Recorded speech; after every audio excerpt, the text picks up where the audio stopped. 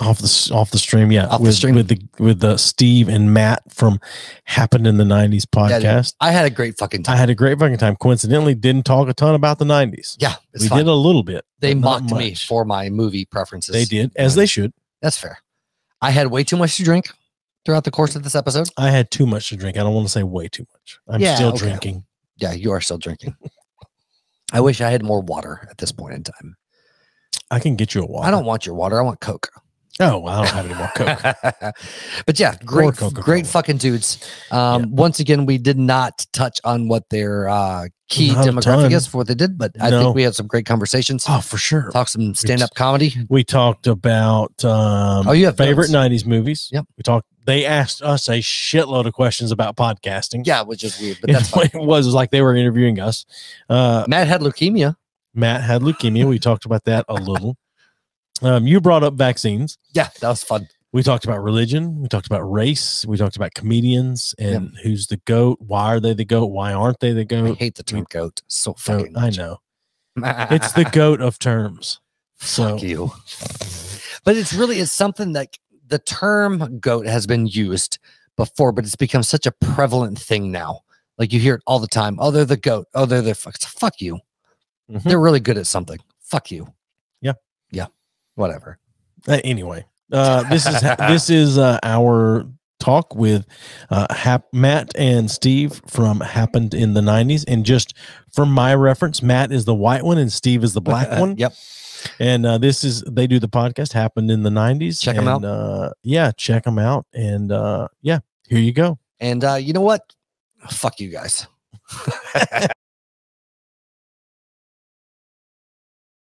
Oh shit! A little late, but we're here. Yeah, that's fine. We had to work out some audio problems. Yeah, what the fuck's up, dude? Yeah, it is what it is. I'm looking forward to the guest tonight. All right, real quick, if you want to pour us making us drink fucking Crown. I know. CQ, the Pop Culture Warrior, friend of the show. Yep. He does his Facebook Live, and he's on YouTube now on Tuesday nights. Two Brothers podcast with Troy and Trevor has the Trevor Jackson podcast. We had them on a few weeks ago. And then the Andy Harris, friend of the show. He won Guest of the Year last year. That's true. So he's at the Andy Harris on Twitter, and he's got a podcast. But in all fairness, that was through a lot of begging. I don't care. So it's okay. It's fine. But anyway, his podcast with his buddy Aristotle, I think was his name. I don't know. Anyway, this is American's Life. Also, we have a Patreon up now.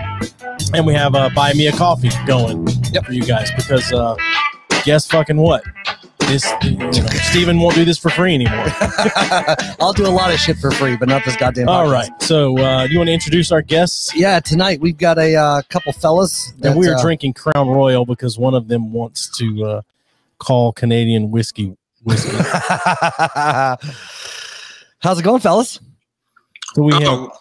Amazing, man. Thank you for having us. Yeah, we're glad. So we have Steve and Matt from Happened in the 90s podcast on here. And so this promises to be fun because we're a couple of 90s bitches ourselves. Yep. Yeah. So anyway. And too old to be doing a goddamn podcast. That's probably. Sure. And I made a little note just off the bat so that I didn't get the two guys mixed up. And I wrote Matt, white, Steve, black. Just so I know the difference in this. With a V, too. With a V. I got it with a V.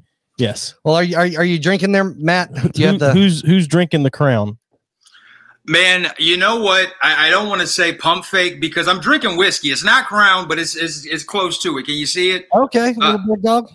Bird dog. Yeah, whiskey. To me, whiskey is whiskey. I'm not a drinker like that. I'm more of a smoker, and it just hits the same. Yep. We lost Matt's audio there coming in. Matt's having some audio problems. He looks good, though. He looks good. We'll just talk to Steve. It's totally fine. That's fine. So can you hear me now? Oh, yes, we got you now, man. Look at you, Verizon. I'm a problem today. I started drinking margaritas heavy because about an hour ago I got done watching Blank Man for our show. Which okay. Shout out to Blank Man. Yeah. First of all, it's a killer movie. But I don't know why, but I got kind of nervous to meet you guys, and I just started going heavy on whatever shitty white trash margarita mix we had in the fridge. So I'm feeling great right now. I'm really looking forward to this. Steve, I'm sorry for anything that I say that, might affect the podcast. I apologize. I'm going to blame this on the margarita. Joey and Steven, do you know what this motherfucker texted me at 5:51 today? Guess what he asked me? What's that? Are we still on for today? Motherfucker, who do you think? How dare you ask me that? This isn't just some study session for your chemistry exam. Dude, this is B3F. Come on, man. We've been anticipating this. I got toasted. I got in my fucking head. I got my feelings. I'm sorry, Steve. I'm sorry. I'm out here. I'm out here right now. These guys don't call me out in front of these guys. There's no way in hell I'd miss this, man. I was looking forward to this. We talked to some goddamn History Channel people. Jesus, what do you think you're doing? I mean, please, Steve, show the proper respect. I'm sorry. Whatever I've done here, guys, I'm just honored to be here right now. Yeah, well, man, I would have skipped funerals for this show. Yeah. Well, cheers, guys. Yeah, that's Crown. Oh, goddamn it! I feel like they set us up though. They're like, oh yeah, we drink Crown, so we fucking bought Crown, which we hate goddamn Crown, and now God, guys, I'm not. Man, I got sidetracked. I don't know how much of our show you watch, but like we get easily sidetracked, and that was the game plan. Well, you'll feel right at home here. Well, nice. I went into it looking for Crown Peach, but I realized that Crown Peach is seasonal, and all they had was apple, rye, and regular. And I was just like, I don't want that shit. If you don't have peach, just let me get something else. I'm sorry, guys. I'm getting a peach Crown. I promise you, I'll get fucked up way more than either of you guys because I'm a lightweight.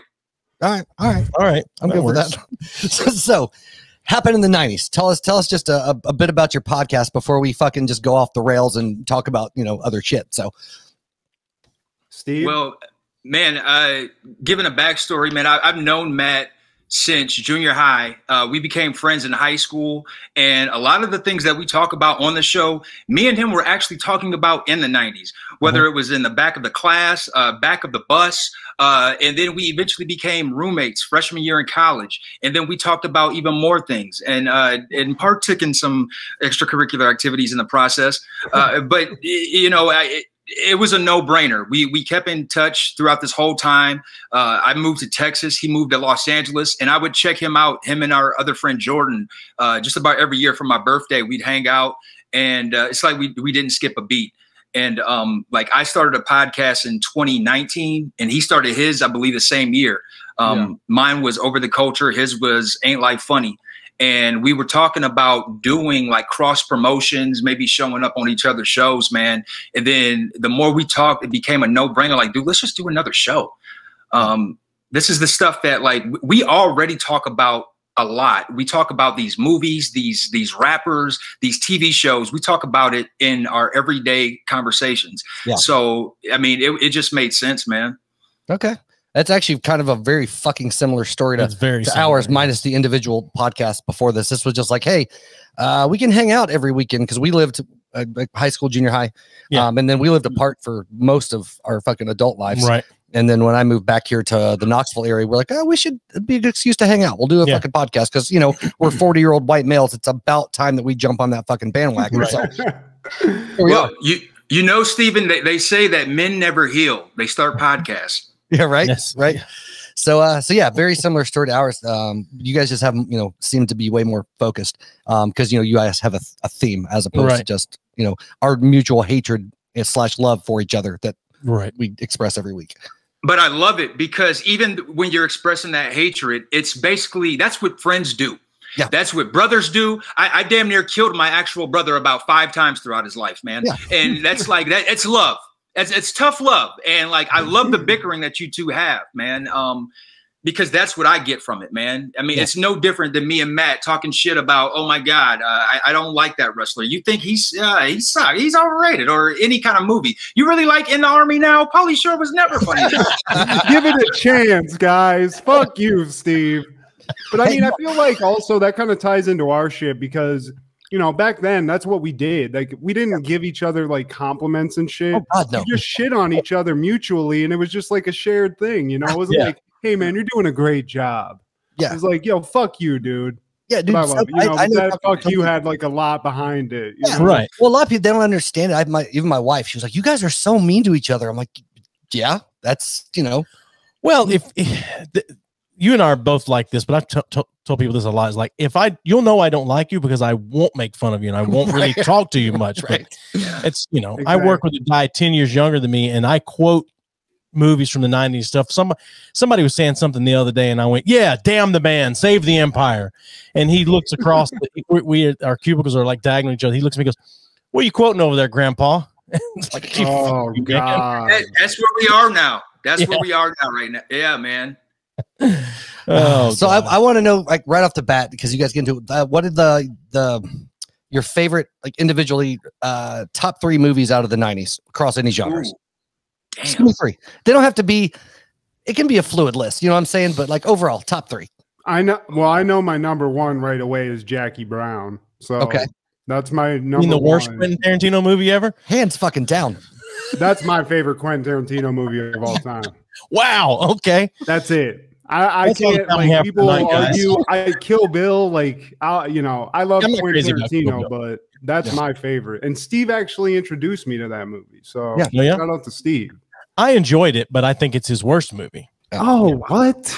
Yeah. How? I'm gonna disconnect, Dude. guys. I'm out. I'm That's- right out. Well, we won't have any more audio problems tonight, so that's all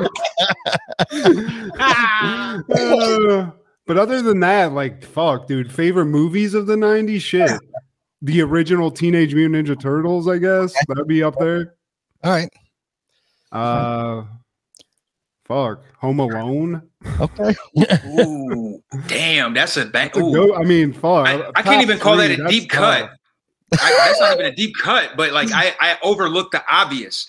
Yeah. Because it should be in my top 3 of anything because it was I went to the theater twice to see it when it came out. Right. But like if I had to name 3 just rattling off, man, I'd go Boys in the Hood, Pulp Fiction, which is my favorite Tarantino movie. Okay. And man, this is random as fuck, but Gummo. And Matt hated this. Dude, this is insane, guys. When we were roommates freshman year, I played the fuck out of that movie. Yeah. I don't think I know every that. day. I'd come home every fucking day. I'd be like, guess what? Steve's going to be watching Gummo. And guess what? He was watching fucking Gummo. I don't get it. Well, dude, okay, so have you either of you seen the movie Belly? Yes. Okay, so the part where they go to DMX's house and they're watching the little kids and they're cussing and there's a little kid dressed like a rabbit and they're like, I fucking hate rabbits. I fucking kill them. They always stink. They smell like pussy. They smell like rabbit. You know that part? Yeah. That's off of Gummo. And then we Okay. found out, through a dorm mate of ours, he had the VHS and like that part came up. I was like, dude, that's where that is from. And then I became infatuated with it because it's based out of Xenia, Ohio. And me and Matt are from Ohio. And I just felt like that it caught the true essence of Southern Ohio. Just really just eccentric, just random characters who are just probably lost in a time capsule. Okay. Yeah, man, I recommend it for film buffs or if you just like watching trash TV, because essentially that's what it is. It's from the same people who produce Kids. I think Larry Clark, who directed Kids, was the producer. And Kids, one of the characters. underrated movie from the 90s. Underrated. Yeah. So And it's Bad as shit, but underrated. Transfer Kids into trailer trash of Southern Ohio. And that's Gummo. See, I got, and we argue then fucking goddamn Demolition Man. All right. Fucking Waterworld. You go, fuck you guys. I see Steve right there. You fucking eat a dick. And I don't love them for their greatness. I love them for their shitness. Okay. I love them so much. And then number 3 for me is the big fucking hit with Mark Wahlberg and wow, the big hit. yeah, man. Wow. Well, King Kong. Hey, Yes. man. Can you explain your choices? Well- No, he can't. Yeah, there's. Yeah, Because no, Demolition Man, I'll smoke a bag of that. Yeah, Wesley hell yeah. Snipes, he was a badass. And I don't know if you realize, man, he's the inspiration for Dennis Rodman. And they're coming up with they're supposedly still have a Demolition Man 2 in the works, which I'm fucking jizzing my pants for. But I don't know. I can't articulate. Waterworld I just fucking love. I have no good goddamn reason for loving the movie. I can't justify it. I can't explain it. I just love the fucking movie. Demolition Man is quintessential, like fucking action, fucking overly testosterone shit. Basically the accumulation of all the shit from the 80s and thrown in like a comic book cheese bag of fuck. Like I love it so much.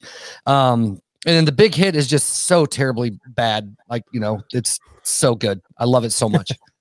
But in fairness, man, Sylvester Stallone, he was still a top office draw, man. Yeah, he was. It was a full. Hey guys, what came first, Demolition Man or Judge Dredd? Demolition Man. Was it Demolition Man? Yeah. Yeah. Wow. Yeah. Yeah, I love Demolition. I mean, you can I'm not going to argue that. Together, it would probably be not much different than just a single cut of the whole thing, but whatever. But I like the look of judgment that they both have on their faces right now for me. No, well, I don't know if you caught wind of my shitting on Sandra Bullock lately. I've done quite a few bashings of Sandra Bullock, and that is an exception. I like Demolition Man, but it had nothing to do with her. I feel like you could have placed any actress. Exactly. It's her best movie. I just saw like a meme about the 3 shell thing today. Yeah. So it's odd that you bring that up. And I'm still kind of baffled by that. I haven't really put it together yet, but yeah. Well, see, I don't put like the 90s as an era. Like I put it up there with as a great time for music. I don't put it up there as a great time for movies. So I really prefer the not great movies that came out of that time. Other than like you got Tarantino, but whatever. Who was better? mean, what do you think about Boogie Nights, guys? What do you think about that? I love Boogie Nights. Oh, Boogie Nights is fucking great. Yeah. Okay. So we're in agreement here. See, I didn't even say that, Steve. I feel like I let us both down by not saying that because that's like one where we quote that because it's so quotable. Okay. Well, okay. So let me ask you a question. And so what are your criteria for like a favorite movie? I mean, I just feel like enjoyability because I could say all these artsy movies, but I do also like fucking like I said, like Home Alone, stupid shit like that. Or remember like The Rock and oh God, The Rock's great. Con Air. They might not be good, but I'll go back. I remember loving those movies. Right. Yeah. I have lots of different criteria for what I will call a good movie because I call The Rock. I didn't say any of those good movies. No, I understand, but I'll call The Rock and Con Air great movies. But I also don't put them up on the same pedestal as Pulp Fiction. You have this phrase that I fucking hate so goddamn much, and that's like, well, they accomplished what they set out to do. Yeah, but I don't feel that way about The Rock and Con Air. You still will throw that at fucking anything, and it's because I hate the Fast and Furious movies. They don't set out to be great movies. Same here. I fucking detest those. Yeah, but they don't set out to be great movies. They're not making that movie going, fuck, man, this is the next Pulp Fiction or the next, whatever. No. Yeah, it's not like Con Air came out and fucking Michael Bay was like, Nick Cage is going to win an Oscar for this. Yeah, no. But they accomplished exactly what the people making the movie want it to accomplish. And that's what I'm talking about. I don't know why everybody shits on Waterworld. That's what I don't understand. Here's the thing. I honestly would say that if you're going to shit on a Costner movie, shit on The Postman more than you would Waterworld. Yeah. At least Waterworld, they put a bunch of fucking money in it. I mean, they were shooting that shit in a big ass pool or whatever the fuck they were doing to shoot that. Well, weirdly enough, it only bombed in the States. It fucking crushed like other parts in the world. Like it made a fuck ton of money, but it absolutely fucking tanked here in the States. That's because at that time, no one wanted to hear about global warming. Over here. Yeah, actually, I didn't even think of that. But I mean, I worked at Universal Studios out here, and I mean, that movie might have been a giant like bomb, I guess, but they have a fucking like a show, a live Waterworld show that they do, I think, to this day. Yep. So, I mean, they did. Who else was in the movie? I don't fucking What's know. that? Who else was in it? Hopper, I think, is in it. Yeah, Dennis Hopper was in it. Yeah. He's the villain. Yeah. And then there's just like a bunch of 90s. It's like every guy that was like a bodyguard in a 90s movie. Yeah. Yeah. It was like Mad Max in the water. That's really what it was. Yeah. Oh, man. Well, Joey, what's your favorite 3 out of the 90s? Out of the 90s? Let's see here. Pick 3. It's fine. Pick 3. Well, he said favorite, so fuck off for a Jesus minute. Christ, you literal. Go son of a watch bitch. Waterworld. I'll be back in 4 fucking hours. I would say Phantom Menace. Just kidding. Just kidding. No, just kidding. From the 90s Steve, I favorite movie. almost said So, some shit right there. this I is a don't movie, know. and I quoted it earlier, that I can watch anytime it comes on, and it's Empire Records. Oh fuck! I didn't think about Empire. I Records. love Empire That's a great Records. movie. It's a cult classic. It is a cult classic, but in the same vein, I could also have said Clerks as well. That I really love the movie. I think Clerks is overrated. Yeah, I think it's dude. overrated. I could see that. Dogma's great. Fan fucking tastic. Chasing Amy. All It great is, fucking but movies. favorite movies from the 90s. Fuck. Nope. I forgot about A Few Good Dogma, Men. dude. I Dogma. forgot about. A Few Kevin Good Men is a Smith. movie I can watch every time it comes on. Can I also just throw out Goodfellas? Like, I don't know how we didn't put that out there, because that's got to be a top 5. You know? Yeah. Easily. Yeah. Usual Suspects. Oh yeah. Ooh. Hell yeah! It would be dude. hard to pick 3 movies that are my favorite from the 90s. See, what I but- go by favorites are like movies if I'm sick as fuck that I'll watch a billion fucking times. Those Alright. are like for me like comfort movies, Sure. I guess. And those are my big 3. Like if I'm sick as shit and just like laying at home, I'll fucking throw in one of those Fine. almost every goddamn Empire time. Records, A Few Good Men, Mortal Kombat. Mortal Kombat. Ooh, and 'Cause Street Fighter. so bad. God damn It's it, so yes. bad. Dude, Street. Now, I love both those movies too. Those are guilty so pleasure bad. movies right there. The dude. final fight scene in Street Fighter where he's M. Bison's blasting around the shoot, and it's clearly just animatronic, like moving him around. It's so bad. But Now, I love terrible movies. Well, Stephen, I think because of your criteria, I could see why the 90s movies are trash, because you're going for comfort. And a lot of those comfort movies, they don't stand a test of time. I mean, Usual Suspects, like that is one. Goodfellas, that stands the test of time. Yeah. But like, okay, you think Clerks is overrated. And like, I don't think it's overrated. I'm a Kevin Smith fanatic, just like Matt. But I do think that you had to watch it during that time to get the full umph of it, because like watching it now for the first time, it's not going to hit the same. Yeah. Well, I Yeah. watched a lot, in all fairness too, though, like the 90s for me were a very hyper Christian conservative time with my family. for both of So a us. lot of these movies I didn't get to watch until later the fuck on. And so they didn't hold the same way. Now, granted, okay, so I like again, I'm backtracking and needing my fucking words as I do often. And the more we've talked about, the more I realize there are fucking a lot of movies I love from the Tons 90s. of movies. from us. Oh, But Never mind. Fucking just ignore everything I've said for the last fucking 20 minutes. there was a And, lot of shit in the 90s I wasn't allowed to watch. Like he was saying, I like, got older. I mean, we watched the first episode of Friends when it came on, and my mom was like, never again. You can never watch this ever again. Smart And mom. She wouldn't let us I mean, watch. she just had good taste, I think. Fuck really. off. She wouldn't let us watch movies with lots of like bad language and sex and things like that. But yet she would let us watch the movie A Few Good Men because she said there's a lot of language in it, but it's realistic language. Is what she said. Oh my God. She said it's realistic. That's the way those people would talk in that situation. Yeah. And I was like, Oh, well, okay. that's true, but that's an asinine reason. But whatever. Yeah. So you guys came up in Knoxville. No, No, I didn't. neither of us. Okay. Neither of us are from Knoxville. We just. Oh, okay. I moved here 8 We're both years middle ago. Tennessee, though, like Yeah. about an hour and a half south of Nashville. Yep. That's where we both kind of grew up. So like, what's the climate? Is it like super religious? Always has been? Yeah. I mean, it's a little less than it used to be, but very Yeah. conservative, very Southern, very fucking And Christian. Yeah. Knoxville, and I've said this a million times, Knoxville fancies itself as progressive. It's still pretty damn conservative, but it's way more progressive than where we grew up, though. Mm. So, Oh, fuck you, you asshole. Well, like, dude, like, so you guys are drinking whiskey. I thought whiskey was a thing of Tennessee. it is. It is. But this is So like, Canadian. how can you, so this is the imposter whiskey. My bad. No, I did- okay. No, see, it's not about Southern whiskey. It's just about like I'm a big Irish whiskey guy. That's Me too, That's yes. my favorite. And then some bourbons for Yep. sure, which are Kentucky.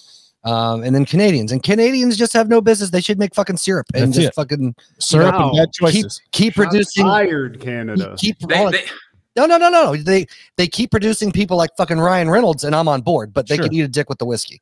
Yeah. They stay like they only gave us Jim Carrey and Alex Trebek. I mean, and Avril Lavigne, goddammit, and Mike Myers. They just Mike Myers, Lorne Michaels. You can just go to Kids in the Hall. You could go down the list. It's like fucking dealing cards. Yeah, keep John Candy, people, Martin Short, us. Drake. You lost Drake. I knew I should have stopped there.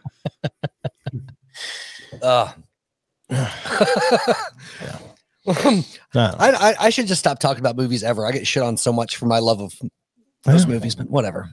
That's fine. You pretentious fucks. Dude, I was going to ask you if the 90s movie suck. What's the best decade? Oh man, I don't know. And I didn't say all 90s movies sucks. I just don't see it in my brain as like a big time for like amazing films. But, no, like but we were really big into music in the 90s anyway. Yeah, I mean, you still are more than I am, but we were very much into music, and the 90s had some great music. I guess for me though, like movies for me in general are always just about general entertainment. Like I very rarely sit down to watch a movie for its cinematic artistry. Completely lost the opportunity. My favorite movie of mine is to go The Champion, Passion of the Christ, fucking top 3 hands down. Oh my goodness. I remember the night me and my buddies, guys, this is going to make me sound shitty, but we got high and bought it as a joke and watched it. And I remember walking away from that movie being like, I don't know what I just saw. I was like traumatized after I saw that shit. Yeah. Me too, like dude. I was high. 100. Like I was high watching that movie, and it's like 3.5 hours long. I was like, man, I'm going straight to hell, man. I don't feel right. Dude, this is killing my buzz. Shit. Yeah. Like, damn, they're just beating Jesus' ass for like 3 hours, bro. This is like, I don't feel good. Yeah. They do to white people over there in the middle. I need a hug. Oh, Jesus. Yeah. Yeah. If you can jerk off like to Schindler's List and or Passion of the Christ, fucking you're next level. Yeah, that's true. Next level. That's a damaged person. You fixate on the one hot one, and he just fucking tunnel vision. Or a terrorist. Jim Caviezel's abs right there. Yeah. That guy is fucking shredded right now. That thorny headband is so high. Yeah. Oh my god. Fucking Rob Zombie's in his basement watching fucking Passion of the Christ, just whacking it right now. Did you grow up religious? Either one of you guys grew up religious at all? I did. Yeah, I went to church up until, right when I graduated is when I stopped going to church. Okay. Yeah, I mean, same here, man. It's basically like once I had free reigns in the real world, I was like, man, I'm not about to be going to church every day. I would be at church for every Sunday, Sunday school, prayer meeting on Wednesdays, the fish fries on Fridays, and then summer Bible camp or whatever the fuck. Vacation Bible. Dude, mission, that kind of stuff, man. Dude, that shit Bible school for a week. See, I was thinking church camp when you learn to finger bang girls in the back of the bus on the way. For sure. Camp. Yeah. What church did you go to? I was about to say, not me. Other kids, they were like, "Oh yeah," blah blah. I was like, I was a late bloomer in that regard. But. Same here, man. Yeah. Same here. Yeah, that's funny. I remember like you go to church or like the summer things, and you go home and you like fucking jerk off thinking of like the hot girls, and you just feel like guilty. All those girls swimming with the t-shirts on. It doesn't matter, man. When you're 14, 15, goddamn, it doesn't matter. Yeah. But dude, Steven, check this out. Like looking back on it, those so altruistic females who were like the preacher's daughter, they were the biggest freaks, man. Yeah, dude. Sure. Like, I wish I could go back like, damn, man, I should have at least like tried to strike up a conversation, man. Because like she was ready and willing at any time sitting on that pew. Oh my! Steve, it's facts, man. Rose trying to get some bitches in Perrysburg, Steve.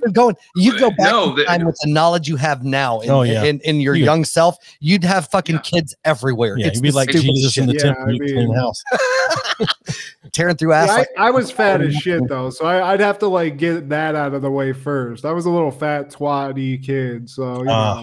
Oh, man.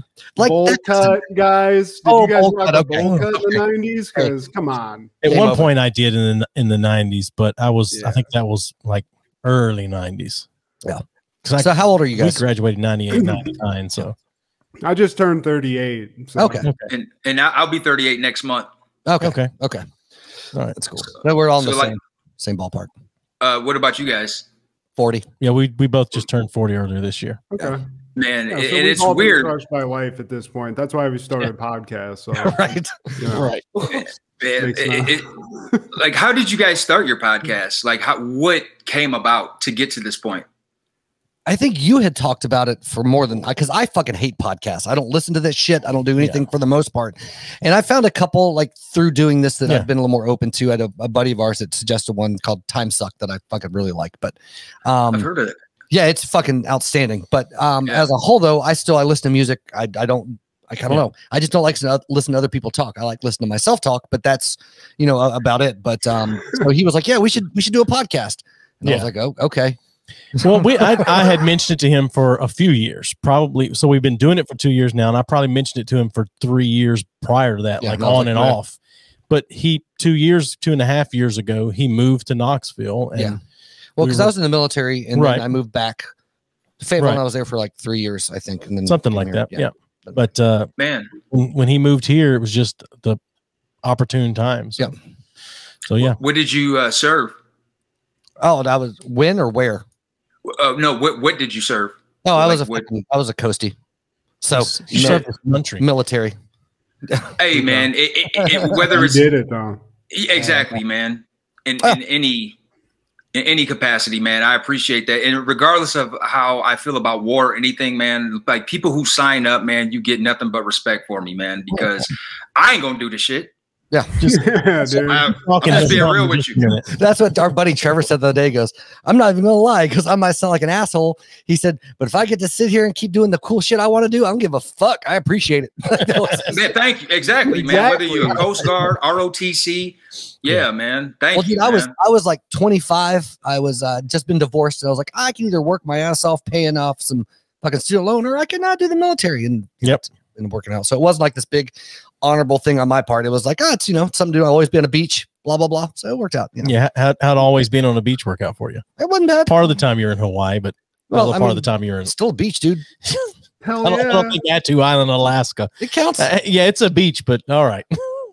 God, fuck you. It's funny hearing people's like beginning stories of starting a podcast, because Matt, like, he thought he was on his deathbed before he started his. Am I right? Yeah, I mean, I was, first of all, I went to film school and shit, so I have like a technical background, and I actually assisted that's why you're a pretentious cunt. Okay, sorry, go ahead. Nothing. Go ahead. What'd you say? What? What'd you say?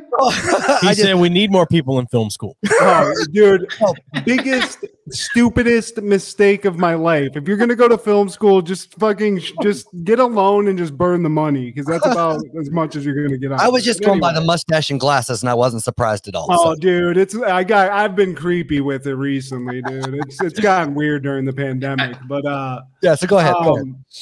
I was gonna start a podcast for a long time, and I worked on some, but I actually got like fucking leukemia about 4 years ago. Got over it. I'm over it. Oh shit. But in doing that, you kind of get a perspective on everything. And instead of saying like, dude, I need to do this, or I should do this, I started planning on one, and then the pandemic hit.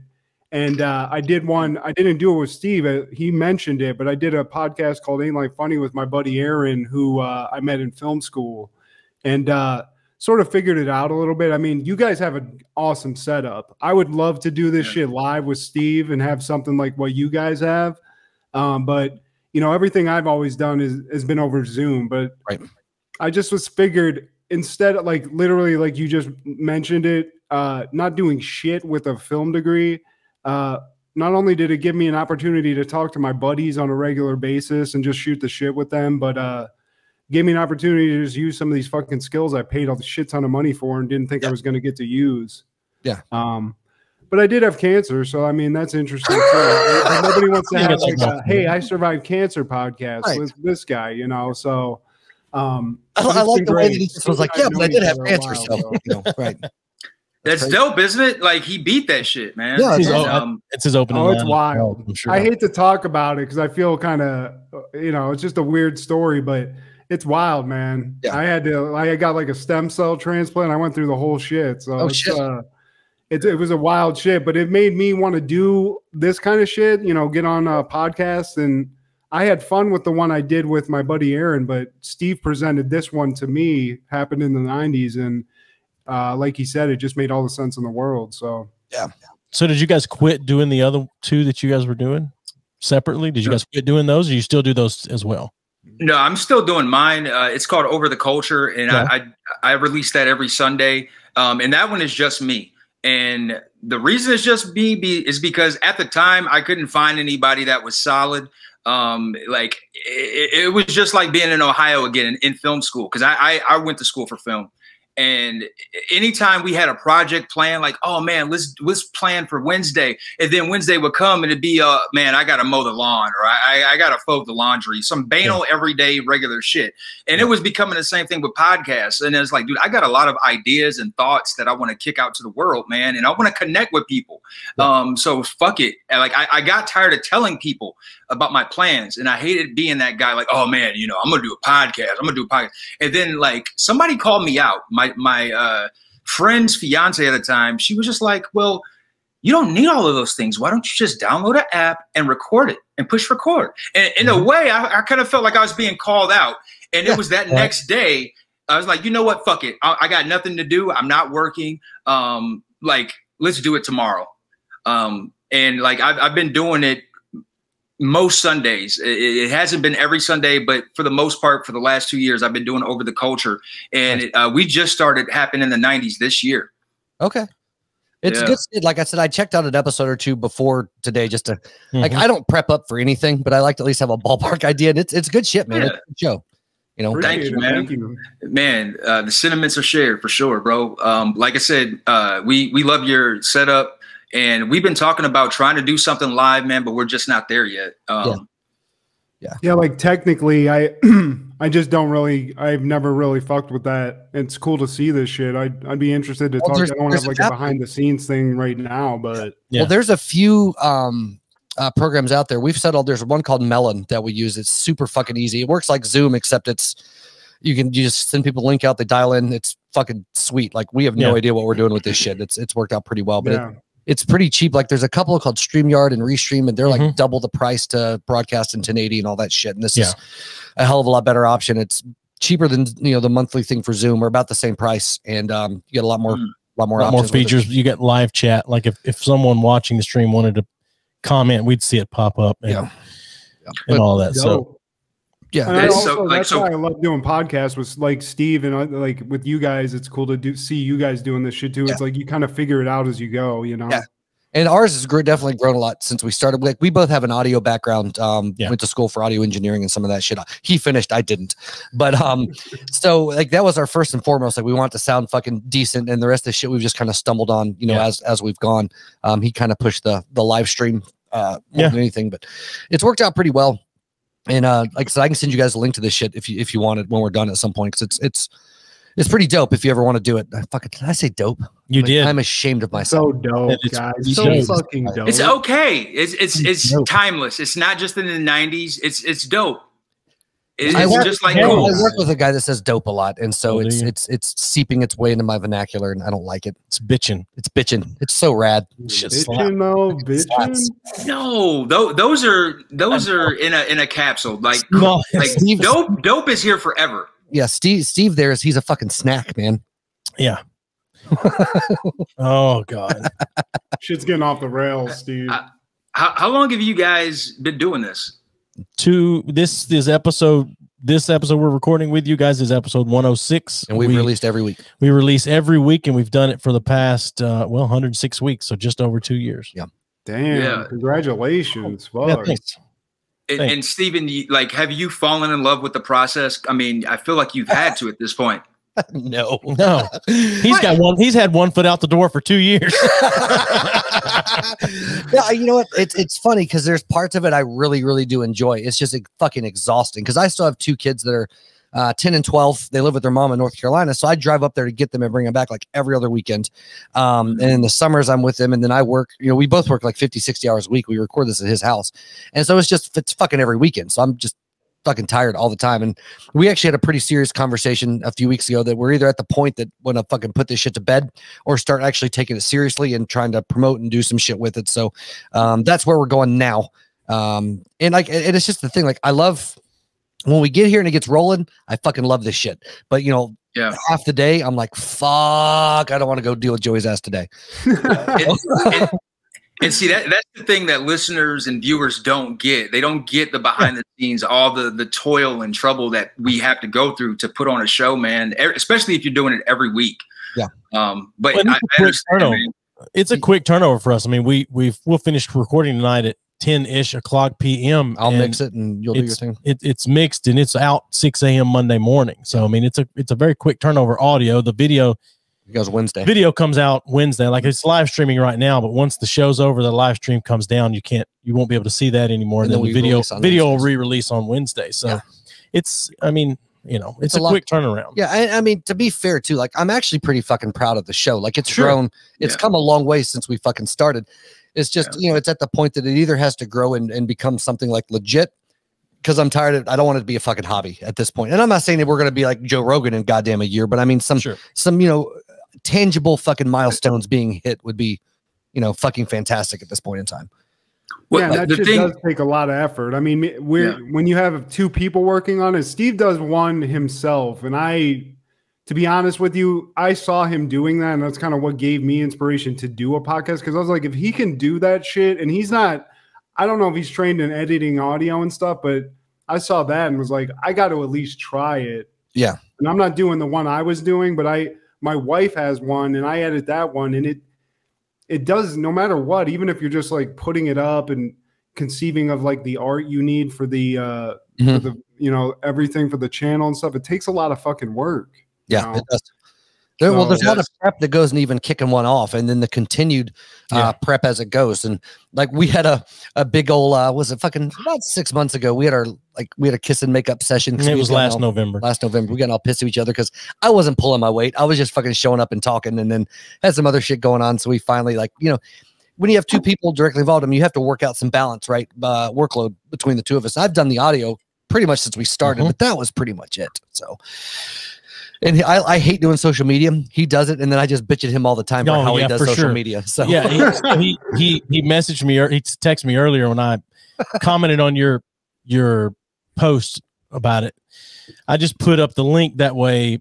It's easier to remember because it was a shorter link than you guys had and whatever. And he immediately texted me. He's like, "Hey, why'd you put the YouTube link in the comment on there?" It's like, well, because the other one wasn't clickable. And he was like, "Well, it is now." I'm like, well, sorry. I'm like, I'm just trying to make it easier for if any of their people can't click a link, they can at least see. It's a whole lot easier to remember YouTube B3F podcasts. I mean, so, but he's just like, why would you do that? I'm like, oh, partially because it bothers you. Yeah. Well, to be honest with you, Joey and Steven, man, we're learning, you guys are. No, the link worked fine when I clicked it. That's why I was like, what the fuck are you doing, man? Let them promote their own shit. Yeah, well, it wasn't working when I clicked it. It was slow. I took my sweet ass time because I knew that, man, it's a possibility that somebody might try to click on that before I correct it, and lo and behold, yeah. But out of the podcasters that we talked to before, like most of them will say, like, I hate social media. Oh, but sure. It's a necessary evil, because if you're going to do this, it's kind of like. If a tree falls and no one's in the forest, will anyone hear it? It's kind of like that. You could have the greatest podcast, but if you're not putting it in front of the people, it's like, damn, it's all for naught. Yeah. Well, but see, the thing is, like, when I used to do music a lot more forward in my life, I did social media all the fucking time, and I just fucking hate it. And so I was like, yeah, we can have social media if you do it. And then I bitch about it all the time because I'm like, I would do it differently than that. So. Like, I don't mind putting up audiograms of the show each week and things like that. But like, I'm terrible at social media and hashtagging and everything. And he's very good at it. Yeah.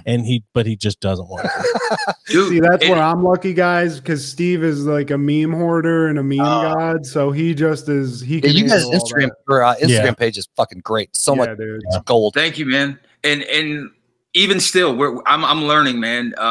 There's a science to it, and of course, there's the handles, and you got to learn the algorithms, and then Instagram will change the algorithms. I remember years ago they would go in chronological order. I'm so mad you can't sort chronologically anymore. God damn it! Yeah. But yeah.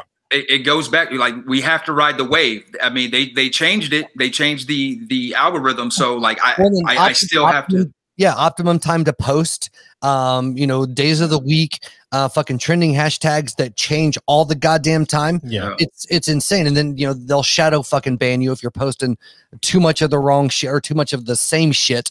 And there's all kinds of fucking things that go down. Dude, so what exactly happened when you got banned? Oh, not banned. Because that's wrong with shadow block. So if you use the exact same hashtags every single time, is one of the things they'll basically quit putting your shit on the promoted or on the hashtag pages. Yeah. So you've got to change it up a little bit every time. Yeah. And the same thing, like if you constantly put hashtags that have nothing to do with the photo, they'll kind of shadow ban you and it'll quit putting your shit up on the hashtag handles. And it can be loose. I need to write this down. Shit. You see, you just I'm learning something new every day. You just taught me something, man, because every post I make, I put happened in the 90s at the very end. So the single hashtag is fine, but I mean, if you're throwing a block down and it's like a copy paste every time, they'll assume it's spam and it'll start putting your shit further down the list and everything. So how did you find that out, Steven? I was fucking reading, and when I was doing it a lot, and I was like, why am I not getting because I used to just copy paste. Like I had a keyword, I could just type hashtag and it would put my block in there whenever I put something out. And then I noticed none of my stuff. Like I went from getting a bunch of likes or views or whatever, and then fucking to 5. And I was like, what the fuck? And then I did some reading on it, and I found out it's because they do shit like a lot of shadow banning, so to speak, where your stuff doesn't get put out there because of whatever fucking reason. But so it's funny. Like we were joking about this. Like we bought. And I'm totally usually against this, but we straight up bought like YouTube subscribers a few months ago, just because with YouTube now you have to get a custom URL. You have to break 1,000 subscribers. Yeah. So I was like, I want that goddamn custom URL instead of the fucking long one. I think it was 100 subscribers. Or whatever the fuck. Yeah. It was 100. Yeah. But anyway, still, I bought that shit, got us to 200, fucking got that custom URL, and they just started goddamn dropping. I think we can get a custom URL, Steve. Fuck. We're fucking up here. These guys are educating us. Dude, so like the guy that you went through, or Garrel, were they legit? Because we kind of did something similar, but it was kind of like probably all bots. They're probably all bots. The one I sent you, I can send you the link to it. I put it in and it didn't work. It didn't work. We'd get added and they'd all get deleted because YouTube's algorithm. And I put in a message and complained. I was like, fuck you guys, I want my money back. And like the next day it was like, it lasted. I mean, we've retained some of them. Yeah, we've retained quite a bit. But as soon as we broke the number, I was like, get it. He was sitting there paying and watching. We're both watching, and he was like, "I get it now." And so I just like $5 saved it. Yeah, $5 to get like it was like 200. That's the only time we ever bought listens or subscribers or anything like that. So was it somebody through Fivester, or was it somebody who inboxed you? It was neither. I did some Googling and read a couple articles on a few that people recommended that weren't just like random. I promote you for $10 type of bullshit. That's exactly what happened to us, because when we first started our Instagram account, some guy inboxed us. He was Middle Eastern, and $5, $10. What do I have to lose? So if you look at our YouTube page, one of our episodes, there's like 4,000 views. And then the other videos, they're like 20, 30. And it's just like from the outside looking in, it's so obvious. And that never again. Yeah. Joey's thing, it's the best thing I've seen. And I don't give him props for many things, but whenever we get spam bots of promote it, or buy the thing, he always asks, will it get us honeys? And that's the repeat. Oh, it'll get you this views this. He goes, yeah, but will it get us the honeys? Yeah. And it never fails. At some point, they will send us a photo of like a pot or a jar of honey. Is this what you mean? Is this what you're talking about? That's my goal, is to get someone to actually send me a jar of honey. Yeah. Oh, it's going to happen at some point. There's going to be a miscommunication. Steve, we need to just take notes, though. I am. It's registering. But I was telling him, and I don't know if you guys feel this way, one of the nicest parts about starting a podcast this late in life is because we have full-time day jobs. There's that ability to at least afford a little bit better equipment than I could have in my 20s. Oh yeah. So you can actually buy some shit. And it's I feel like that gives us a jump off of kids that are just, filming some shit on their, they're just holding up to their fucking phone. But we did it for a while. And my oldest son, who went into did some film school stuff as well, and has the same kind of opinion as you, is like, he got all of they would love Gabe. Yeah, they would. Gabe is cool as shit. Yeah.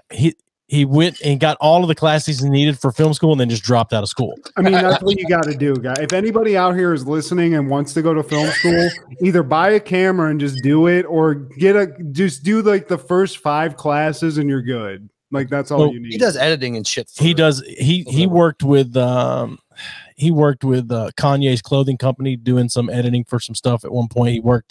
He interned at Disney in LA for a summer in the animation department.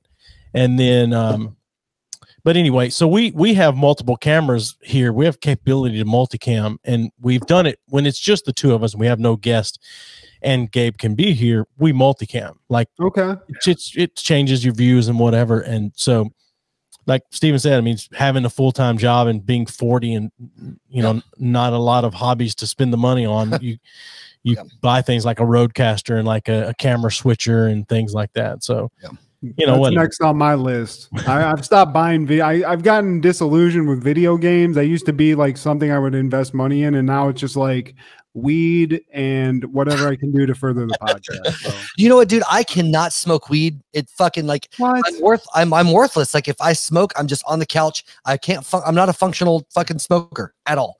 And it ain't for everybody, Steve. And I get a motherfucking headache every time. Like with booze, I can regulate where I'm not going to have a headache in the morning. If I smoke, I will fucking get a headache every time. Can't do it. I've never heard that one before. Like I'm the opposite, man. If I'm a drinker, man, I'm gonna feel it the next day. Yeah. I've had too many scenes. I wouldn't even say moments. I've had too many scenes with alcohol. I got you. Yeah. Yeah. I was actually telling my wife about this story. I was never a drinker at all in my life, really. Steve can attest to this. When we went to college, I was a full-time pot smoker, and that was really it. Or a binge drinker. Yeah. But I went to film school in Orlando, Florida, of all places. Where'd you go to school? Please be Full Sail. Boom. He found it. See, that's where I graduated from, Full Sail. Are you guys kidding me? So I did it online, but yes, I did Full Sail for music production. Yeah. Okay. See, and you guys, you're doing it. We're all doing it. We have some skills from it. I had a buddy of mine that graduated from physical Full Sail as well. And he was like, I wish I never fucking spent that much goddamn money on that school. Yeah, it's expensive. I mean, here's the thing, guys. You go to college, you don't I didn't really know what I wanted to do. I knew I wanted a film degree. Steve just did it. But we went to Ohio, and I went to college without knowing the shit. So I stopped going because I was like, I don't know what the fuck I'm going to do. And I went to Full Sail just because I wanted a degree. So that's exactly what I did. That's exactly don't do it, guys. It is but aesthetically and at least how they portray themselves, it's a nice ass fucking school as far as the gear and the shit they spit it out. It's fucking fantastic. Don't go to the pitch because they have a thing that they'll do where they indoctrinate you into Full Sail. It's like a cult thing where you go before you sign up. Yeah. And, 99% of our graduates have $1 million jobs. And they walk you through the best parts of campus where there's no alcoholic Floridians trolling around. Men of Florida. You're like, oh my God, this is like Hollywood. You get to record Nickelback every year for your class project. Exactly. And then you go, as soon as you're done, you walk into a giant tent of predatory loan people who are like, how much do you want to go to Full Sail? It's fucking crazy. Yeah, it's wild. But that's the great thing about podcasts, though, man, because it gives us film students an outlet to utilize our know-how, man. Right. And I mean, I've seen personally, I graduated from Bowling Green. And I knew some guys who went to school for marketing, for business, all of these sought after MBA, all of that stuff. When they graduated, and still to this day, they don't have a job in anything to do with business or marketing. No. They only went to school for that because that's what daddy wanted. And and daddy's the one that's paying. They didn't have a plan. That wasn't their passion. Yeah. I went to school in the middle, everyday USA town, Bowling Green, and people were questioning you got a film degree? What are you going to do with that? And I just need to get my foot in the door. Yeah. And I did. And I work in television still to this day, man. And yeah, man. And it's because I had a plan. I knew that with this degree, I'm not going to be able to live in Ohio. If I want to get in this field, I'm going to have to leave. I'm going to have to say goodbye to my family. Yeah. I got to drive. No, don't fucking just leave. You don't have to say goodbye. What's that?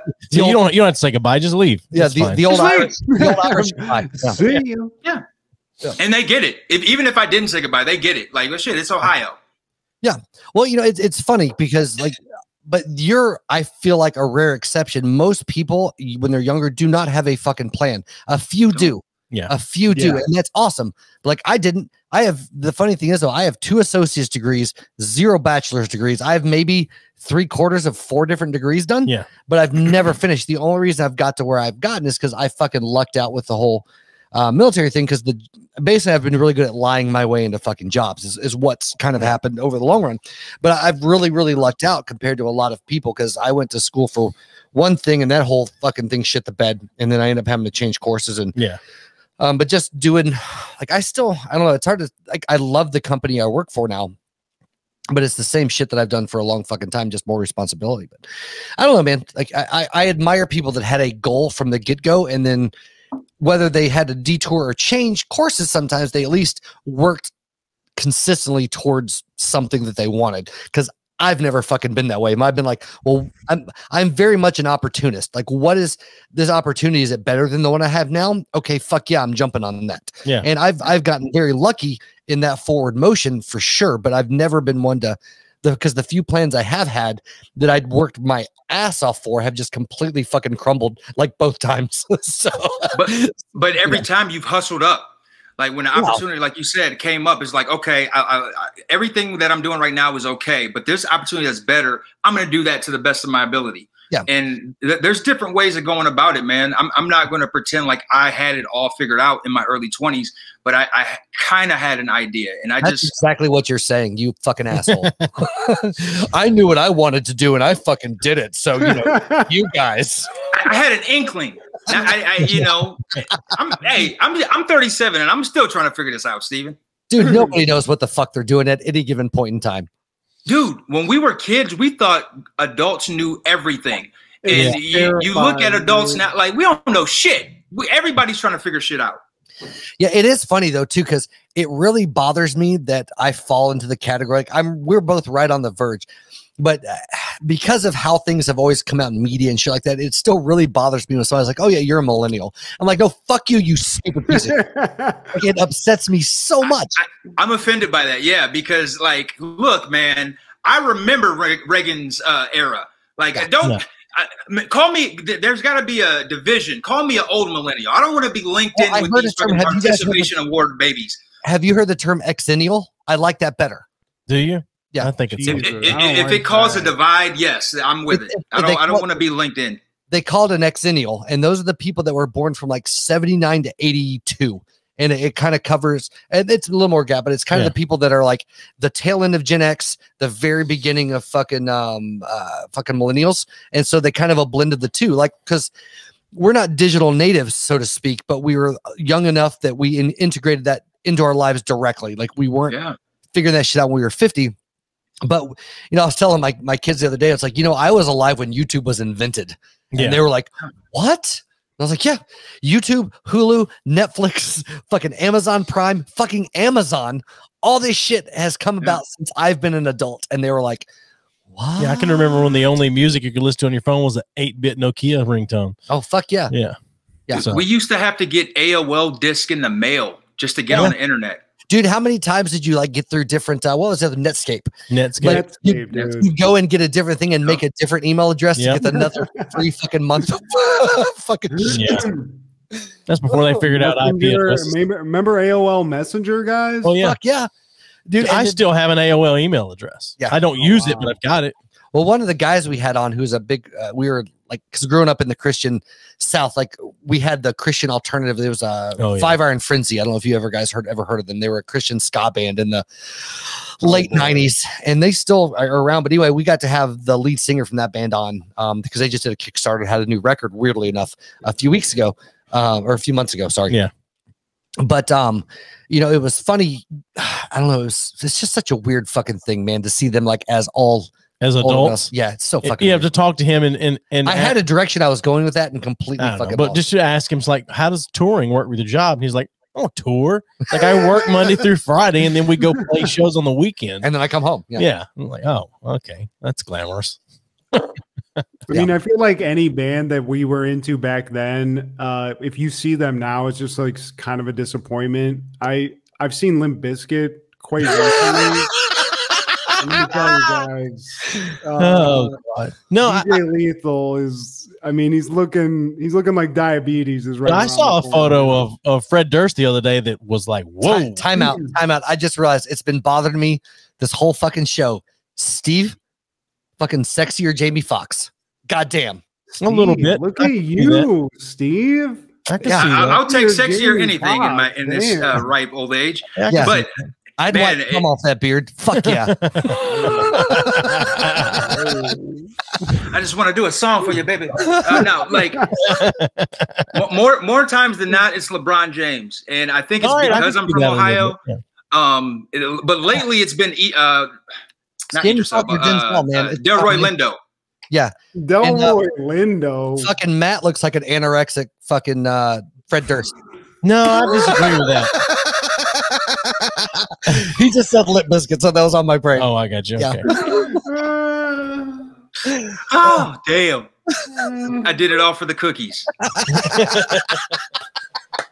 It's funny. We were just talking before this because, like, I was looking at myself. Like, God damn it, I'm getting so fucking fat. Like, I've really got to do something about it, and go through phases. But now that I'm fucking 40, it's like it's so much fucking harder to lose weight, like on a consistent basis. We did a weight loss challenge a year and a half ago. A few months isn't a year and a half. I can't remember shit. January 2020. Anyway, we both lost like 30-something pounds in 8 weeks. Yeah. And I was fucking good, but I put it all back. Are y'all on. smoking crack? What the fuck? No. We've lost it in very different ways, but we had rules. I lost by 1 pound. I lost by 1 pound. They smoked meth every day, Steve. Dude, you know what my punishment was for losing? I had a goddamn full body wax. It all back? Oh, yeah. On some 40-year-old virgin shit. Steve, we got to get into shit like this. We got to get into this kind of shit. Go to our YouTube page and find it. And my wife, somewhere on our YouTube page, my wife fucking waxed me. Yeah. Yeah, she fucking loved it. Yeah, I'm pretty sure you can go to our YouTube page and find that episode where you can see different angles where he's getting waxed. The butthole was the worst part because that was the greatest. The butthole, damn. This is summer of last year. Yeah. Yeah, so it would have been in late July, early August of 2020 is when he got waxed. So yeah, Steven, you're winning, bro. You had your woman wax you, and she liked what she saw, even though you are insecure. Shit, you winning, bro. Oh no, I'm not. She love your dirty draws. I'm not insecure. I'm realistic. God damn it. I don't know if you're living a real life king of queens like situation. A leg wax, but a butthole wax, Steve. Dude, it was shoulders down. That was the punishment, full body wax. Yeah, so shoulders down. Yeah. I mean, I'm not a hairy man, but you yanked on those butt hairs. I don't know. I'm hairy as a motherfucker. He's fucking Esau, man. Yeah. I bet it felt like a whole new body, huh? Yeah. Oh, dude, it's just now getting back to like pre-wax status. Well, your legs look like old man legs when you got waxed, and I don't know that they bounced back yet. They're almost back. Yeah. Do not recommend it. So I know you said, Matt, you're in LA. Steve, where are you at right now? I'm in Atlanta. Oh, you're in Atlanta? I thought you said you moved to Texas. I did live in Texas from 2007 to 2019. And then I moved back home to Ohio for a year. And then I got the job down here you're in last year. Not far from us then. Yeah. Okay. I hate it. Well, let me phrase it. I hate driving in Atlanta. It's the fucking worst.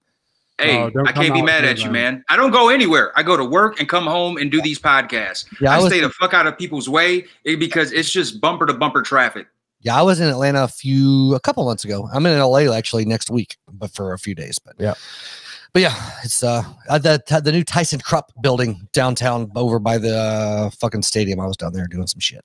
But, well, it's good times, dude. Check me out, man. Hit me up next time you in town, man. Yeah, I like how Matt just looked away. Oh, you're in LA next week? Nah. I got. Sorry, I'm busy. I mean, hey, I don't know. I'm about to be moving back east, I think. So I'm going to be back there soon in Virginia. So in Virginia, okay. So hot topic. How do you guys feel about the vaccine?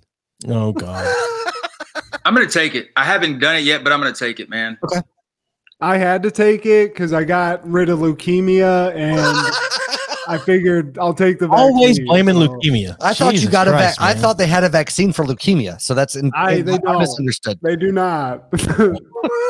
Yeah, dude, unfortunately, not yet. But So we had a buddy that had leukemia when he was a kid, actually, and we've given him shit because he's gotten fat as fuck now. So we'll be like, "Oh man, hey, it's good to see that you put the weight back on after the chemo." He's like, "Fuck you guys, man." I obviously thought it was like a childhood thing. When I got it, I was like, "Are you fucking kidding me? What?" It's because you look like a kid. I hope. Hey, man, I feel good about that. I'll take that. I feel like shit. Someone who touches kids. Well, that I was on the fence about it because I never had symptoms. I tested myself about 3 times. Yeah. And I've heard that like even if you get the shot, you could still get it. But I went home over the week. My grandfather had passed, so I went to Ohio and I talked to my uncle and my older cousin. And you know, you got to listen to the OGs of the family, man, because they got wisdom. And you know, my uncle even said, you know, Steve, I'm never going to steer you wrong. And I felt that. And him and my cousin, they both got the shot and they said they're getting the booster. And, you know, he was basically saying that, like, if you end up on that ventilator, it's basically closed curtain, man. Yeah. And I don't want that to happen, man. Yeah. Okay. So I'll be completely honest. I'm a selfish dick. So I'm going to do whatever benefits me the most. So for me, for my job and wanting to travel, it benefited me to get the vaccine, right? Because a lot of places that I go require it. And if I want to travel overseas, I didn't know you got it. Yeah, I got it. I knew you had said you were going to, but I didn't think you did. But at the end of the day, I don't fucking care. Like, if half of the fucking world died tomorrow, I'd be fucking okay with off. Spread next till I die. No, but the thing is like, and this isn't just with the COVID or with anything else. Like I'm that, but I include myself in those numbers. Like the world's overpopulated as fuck. If 1 million people die or 5 million people die tomorrow, good. And but again, I include myself in that number. It's not like, well, I hope everybody else get this shit but me. Like, I don't fucking care. For me, it's whatever's going to benefit me the most is what I'm going to fucking do. Like, I don't give a shit about the political side or the, I don't care. I don't call me when it hits Genghis Khan numbers, man. 1 million.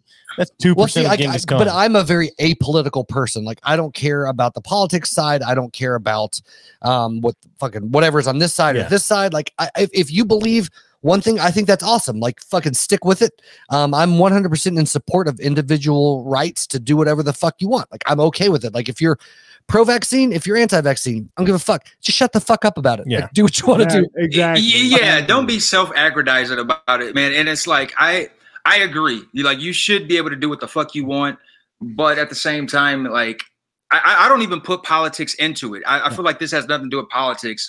I just feel like, okay, I don't know fully whether this shit came from China, from a lab, but whatever the hell y'all say it is, I don't want it. I don't know if it's natural. I don't know if it's organic or manufactured, but whatever the fuck it is, I don't want it. So I'm doing my due diligence. I wear my mask and, you know, I do plan on getting this before the end of the summer. Yeah. And for sure. And I'm one that, like, if a small business especially wants to put them on, I have no problem. It's their business. It's their prerogative. If I have an issue with it, I won't go in. But I don't really, it sounds such an assholey thing to say, but I really, for the most part, like I'm going to do what benefits me the most. And I think most people at their core, if you really fucking dig down into it, that's what the fuck they're doing is really what they think is going to benefit them or their family. Like we like to attach ourselves as people to ideals to justify whatever fucking behavior that we want to put ourselves into. I think that's just human nature.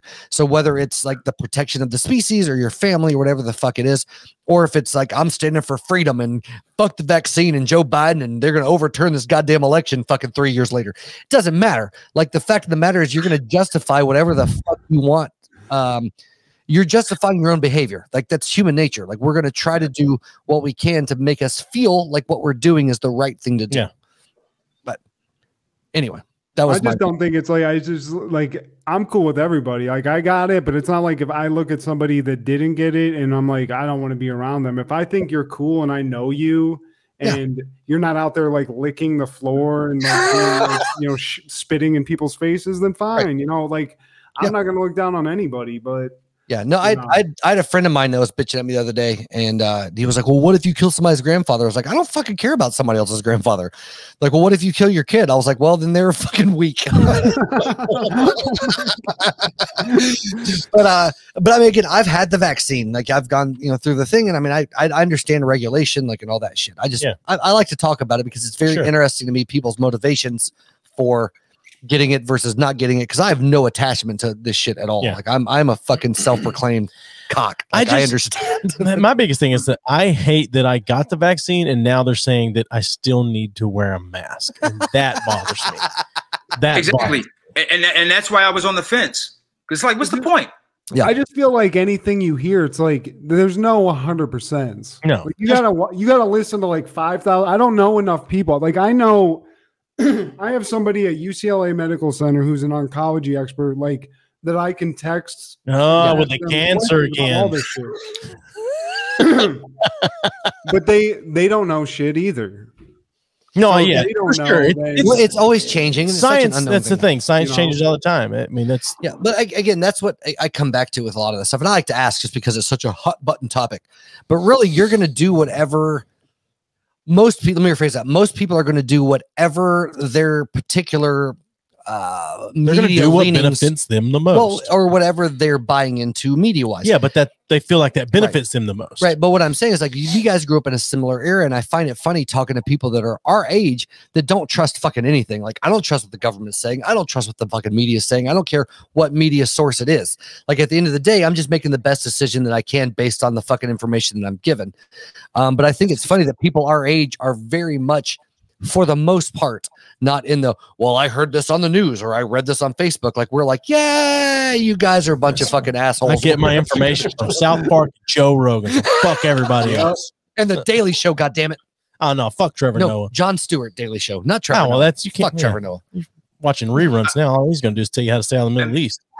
I mean, I'll admit, I don't know enough to say yay or nay about this whole subject, man, because I don't read enough into it. I don't read Dr. Fauci's blog if he has one. I don't read, and I go off of the headlines. I just know that there's a thing going on, and there are people dying for whatever reason. Yeah. And if it's for this reason, like, I'm just trying to be precautious as possible because I don't want to die anytime soon. Yeah, but you know what's funny? That's the thing about, again, and not all, but a lot of the people at our age, it's like, I don't know what the fuck's actually going on, but this seems the best thing to do. So this is what the fuck I'm going to do. Because, I mean, I saw this fucking thing the other day, and it was like, why nobody fucks with Generation X, which I get that we're technically not, but it was like, because we don't fucking care. Like, we'll fight people. Like, we don't give a shit about whatever the fuck. I feel like we're grandfathered into it. We grew up as being called Generation X. Fuck millennials for trying to adopt us. Right. But what I mean is, it's more, it's like, we don't have the same emotional attachment to a lot of these issues that people do. Like, we have our beliefs and the things we'll fucking stand for, but there's not so much this knee-jerk reaction to every time some shit comes out. Like, there's some evaluation and some contemplation where you personally stand on it before it's just a type. We just want to get our new iPhone and we want to have Netflix, and that's really where we stand. See, dude, Joey hit it right there, man. I think we're getting sidetracked by our first world problems. Like, it's annoying from both sides. There's the self-aggrandizing people who are like, I got my vaccine, why didn't you? And then there are the people who are like, oh, you suckers are wearing masks. Oh, I'm too cool for wearing masks. Shut the fuck up. I'm wearing a mask because I just want to get some chips in this gas station. And like, if you're telling me that I need to wear a mask for this 30 seconds, I will wear the fucking mask. Like, I was on probation for a DUI. I've dealt with worse shit in life. So it's like, motherfucker, like, I know people personally who get on Facebook and they get on the fucking hilltop and will preach like about how they're so woke and how they're above the fray and like, oh, you dummies, y'all just don't know. Like, dude, okay, then what is your other option? Because the government and these companies, these businesses are telling us we need to wear these things to get into their establishments. And we're not fucking sharing vows with them at the altar. Well, that goes back to what Steven said, which is they're doing what they think benefits them the most. And the people who are, but they would be labeled as, but people who we would label as virtue signaling, they're only doing that because they think they're going to benefit from it. They're going to get woke points, or they're going to get whatever. I mean, it's insane. I would like to say, I'm going to interrupt you real quick. I like these guys. Oh, I do too. I'm glad. I just hope they and don't I don't say turn. that about many people, you fucking assholes. I just but I'm hope very that much glad this you're here. relationship doesn't turn out like Drink About It and Redneck Review. I'd like for this relationship to continue. Dude, we had Please tell, because we like a little mess. so we had I was about to say we like to get it a little spicy every once. in a We've while. had a lot of podcasts on. that and- promise. They made us promises. Well, it's not just that, but the No, whole they thing. made us promises. Yeah. But I'm just saying, at the beginning, it was we started reaching out to other podcasts and going, "Hey, let's do some cross promotion. You guys come on our show, we'll come on your show, and then we'll cross promote. Maybe you pick up some of our listeners as well. We pick up some of yours. Let's do it." And everybody's like, "Yeah, sweet." And we got a bunch of people that come on. We've not had a single person invite us, a single podcast invite us to come, except for Troy and Trevor. and they are fucking awesome. They're If you guys great. get a chance, like legitimately Two Brothers podcast, they're fucking good They're dudes. absolutely nothing like us whatsoever, But they're good in dudes. every aspect. You're talking about the Jag Boys, right? Jackson Boys. Yeah, Yeah. I listened to that show and I follow him now. And it's that kind of stuff. That's one of the beauties of podcasting. So that's one of them. That's Trevor. Yeah. And that's two of his. I don't know if they're both His nephews cousins. or what, but yes. So one's a nephew. The other one, I can't remember if he's a cousin or a nephew. Me and but, Jack are fucking soulmates, by Yeah. the way. But I would leave you for him. Trevor does another podcast with a guy named Troy, and they do theirs mostly on Saturday. Actually, I think they're doing one right now. We should but- call them with this but episode. It's called the Two Brothers Podcast. One of them lives in Nashville, one of them lives in Charlotte, and they've had us on their podcast. Trevor's had us on his, and vice versa. I mean, it's a relationship that if you'd have told me 2 years ago that I would have been friends with those two guys, and I didn't even know who they were, that I would consider them a friend or whatever. Like that's been the highlight of podcasting for me, is the people that we've met, the conversations, because we've had some great conversations. We did a podcast with 3 guys. It was 5 of us total between me and Steven and those 3. It was 5 of us, 4 countries and 3 continents, and we were all doing the same podcast. It was 2 guys in the UK, one in London, one in Scotland, the other guy in Australia. And we got on and did a podcast. It was amazing. I mean, it was early for us. We had to do 7 o'clock in the morning. Day drank. It was great. Yeah, we fucking got drunk on Father's Day. But, Do you remember what time range, like around when y'all did this? that was a month and a half ago. It was Father's Day, July 20th, so it would have been that week. It's called Three the Hard Way. It's a 2-part episode because we went for like 3 or 4 hours with them, and That sounds like fun. We talked about gun rights. We talked about differences in the countries. We talked about racial issues between differences in the UK and the US, and for me that's the highlight of podcasting. All of those great conversations that I've had with people, some funny and for comedic purpose, and some very serious conversations about very serious issues. I fucking love that shit. I love anytime I can have a conversation with somebody and you can put all the bullshit aside and go, here's the issue. What the fuck do we do about it?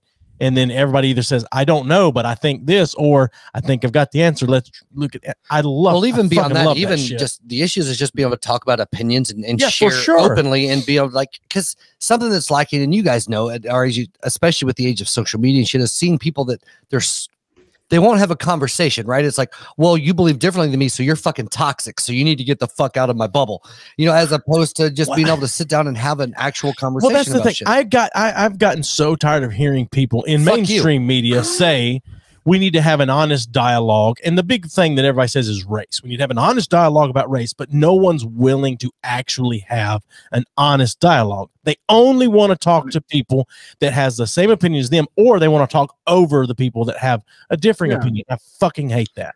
Yeah. Well, I mean, I'm gonna be real with you, man. There are some things it's like you better off just not even having the conversation. It's ultimately going to be a waste of time because after a certain age, people are going to feel how they feel. For sure. But I feel like if you're willing to have the conversation, then it's worth having the conversation. Yes.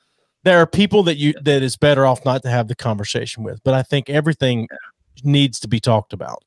It's just that. Well, no, it's not that it needs to be. It's good to be if both parties are willing to have an honest that's conversation. the thing. I think the issue is more the parties talking, not the issue that they're talking about. Is what I'm saying. True, because it's fine if that person is on board with it, and if they can at least take heed. You don't have to change their mind, but at least let it register. If they can allow it to register, I feel like that's some progress. Yeah, for sure. And it's such a, like, there's so many things that people just won't fucking talk about, and it really amazes me because Like, I love talking about shit. Like, some of my favorite times as I've grown up is I've had a few friends that are willing to let me ask fucking stupid questions or potentially offensive questions because I don't know. But how am I going to like be more knowledgeable? How am I going to be understanding if you don't allow me to ask you some of these questions? Intent is so important in comedy, in music, in conversation. Intent may be the most important thing short of the conversation itself. If I say something and you don't take my intent into consideration, then what's the fucking point at that? At that point, what is it? You could tell. I mean, how many times have you had a conversation with your spouse and you say something and they completely misunderstand you to no fault of their own? They misunderstand you. You're like, no. That was not my intent, was not to hurt your feelings or whatever. I'm trying to say this or whatever. And like, intent is important. Yeah. Joey, I feel like a lot of relationships end that way. And the parties involved don't realize it until years later. Like, damn, neither of us were wrong. Yeah. And that's possible. Yeah. Well, see, go ahead, man. Sorry. No, go ahead. I was just going to say, I think podcasts are fun in the regard that like, it's the good ones that I like. We kind of all discuss like the ones that we like, or like hanging out with your buddies. Mm-hmm. And some of these things we're talking about, like politics, that doesn't happen like when me and Steve are talking and shooting the shit, Right.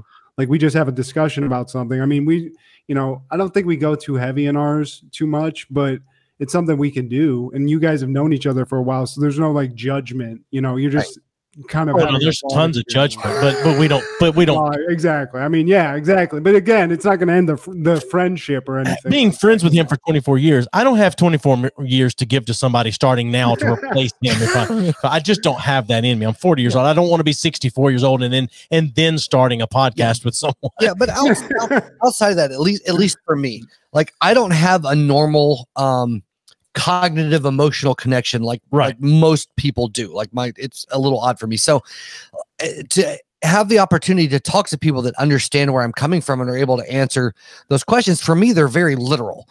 Like, if I ask somebody, hey, what is the racial tension like with you in the UK as a black man?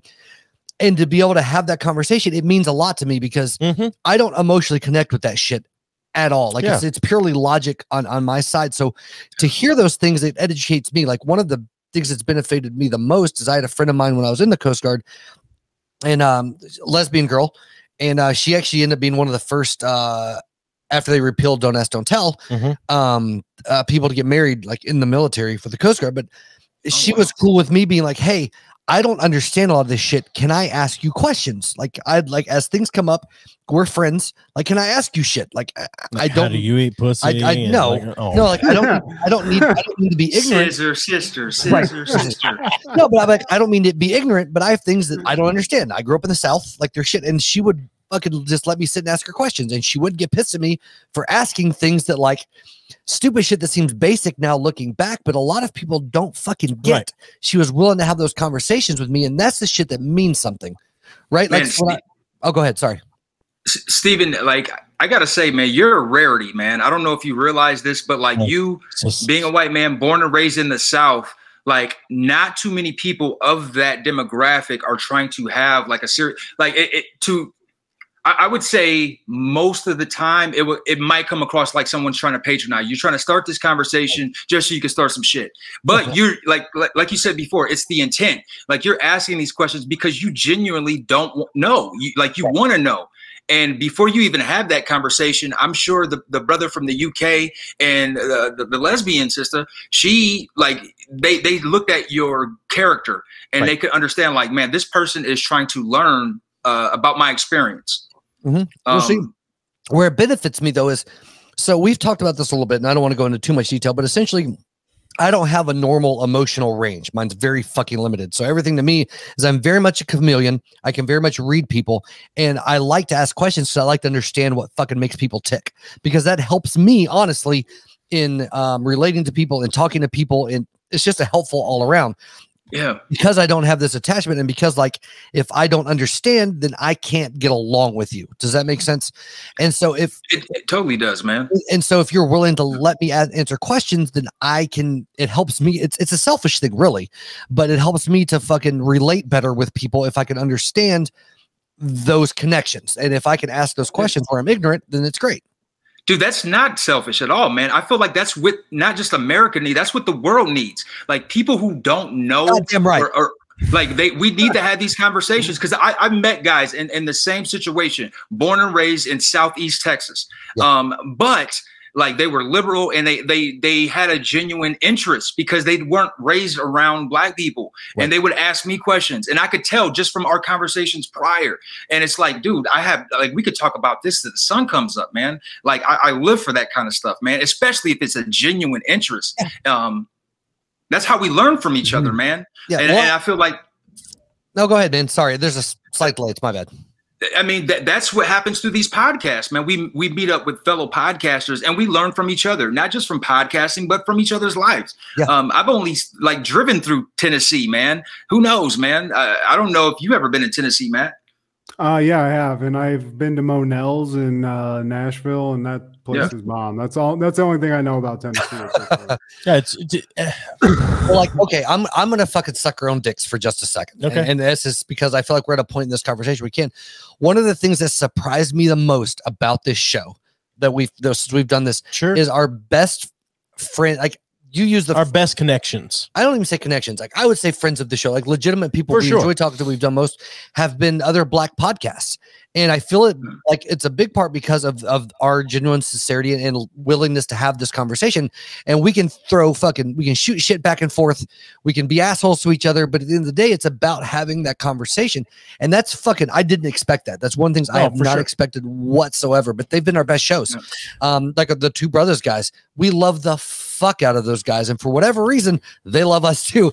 And it's been a great connection to have. But I feel like some of it's based on like that willingness to just all I want to do is fucking talk to people. I don't give a shit what your opinion is. Yeah. Like, or let me phrase it. I don't give a shit how you differ from my opinion. I just want to fucking talk to you. Yes. Like, if you're willing to talk, I'm willing to talk. And our rule has always been, if you come on here and you're a fucking cock, you can get the fuck off. But if you can come here and have a conversation with us, we will fucking love to have you on here. Well, I mean, I use it as an example all the time. We had David Weiss. I don't know if you know who David Weiss is, but he's one of the prominent voices in the flat earth community. He reached out. He reached out to us and he asked us, could he come on the show? Great show. Fuck yeah, you can come on the show. I absolutely want to talk to you. And neither of us are flat earthers. We were not beforehand. You speak for yourself. We were not beforehand. We still are not now. But we made the agreement with each other, and for the betterment of our own show is like, if this guy is cool and talks to us and he's not an asshole, then we will not be an asshole to him. And we let him say everything he wanted to say and go through all of his, he had this green screen going and showing all this videos. It was great. Like, I had a great conversation with him. I don't believe a fucking word he says, but super nice dude. Great guy to talk to. And that you were willing to give him a platform and you heard him out, which is like respectable. Yeah, and you were, was that? We still get comments. Flat Earth people still come to our YouTube feed and make shitty comments toward us about it. But in order to comment, they had to watch your shit. Yeah, so you're like, there was some gain to be had, man. Even though you weren't being educated by the flat earther, you got some of his fans. Yeah. Did you question him at all? Like, did you pose questions to him, like to counter what he was saying? Well, he showed a video. Like, one of the beauties. Very differently. We do approach things differently, but one of the beauties to this show is we decided from the start that we were not going to research anything that we talk about on here. Yeah. We were going to come in and do it straight with whatever opinion we had on it. And if we need to get a computer out while we're talking and look something up, we can, but we would just come into it with whatever we think and we'll just say whatever. And sometimes we take sides on something that we don't agree with.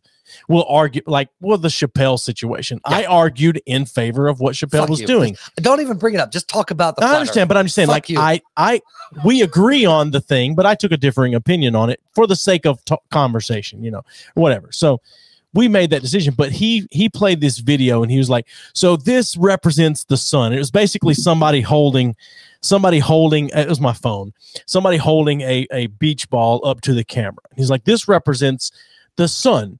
And if you back so far away from the sun, then this equals however many miles away we are from the sun, whatever that distance is. I don't fucking know. And he's like, but look how small that looks compared to what you look up to in the sky. And it's like, all right.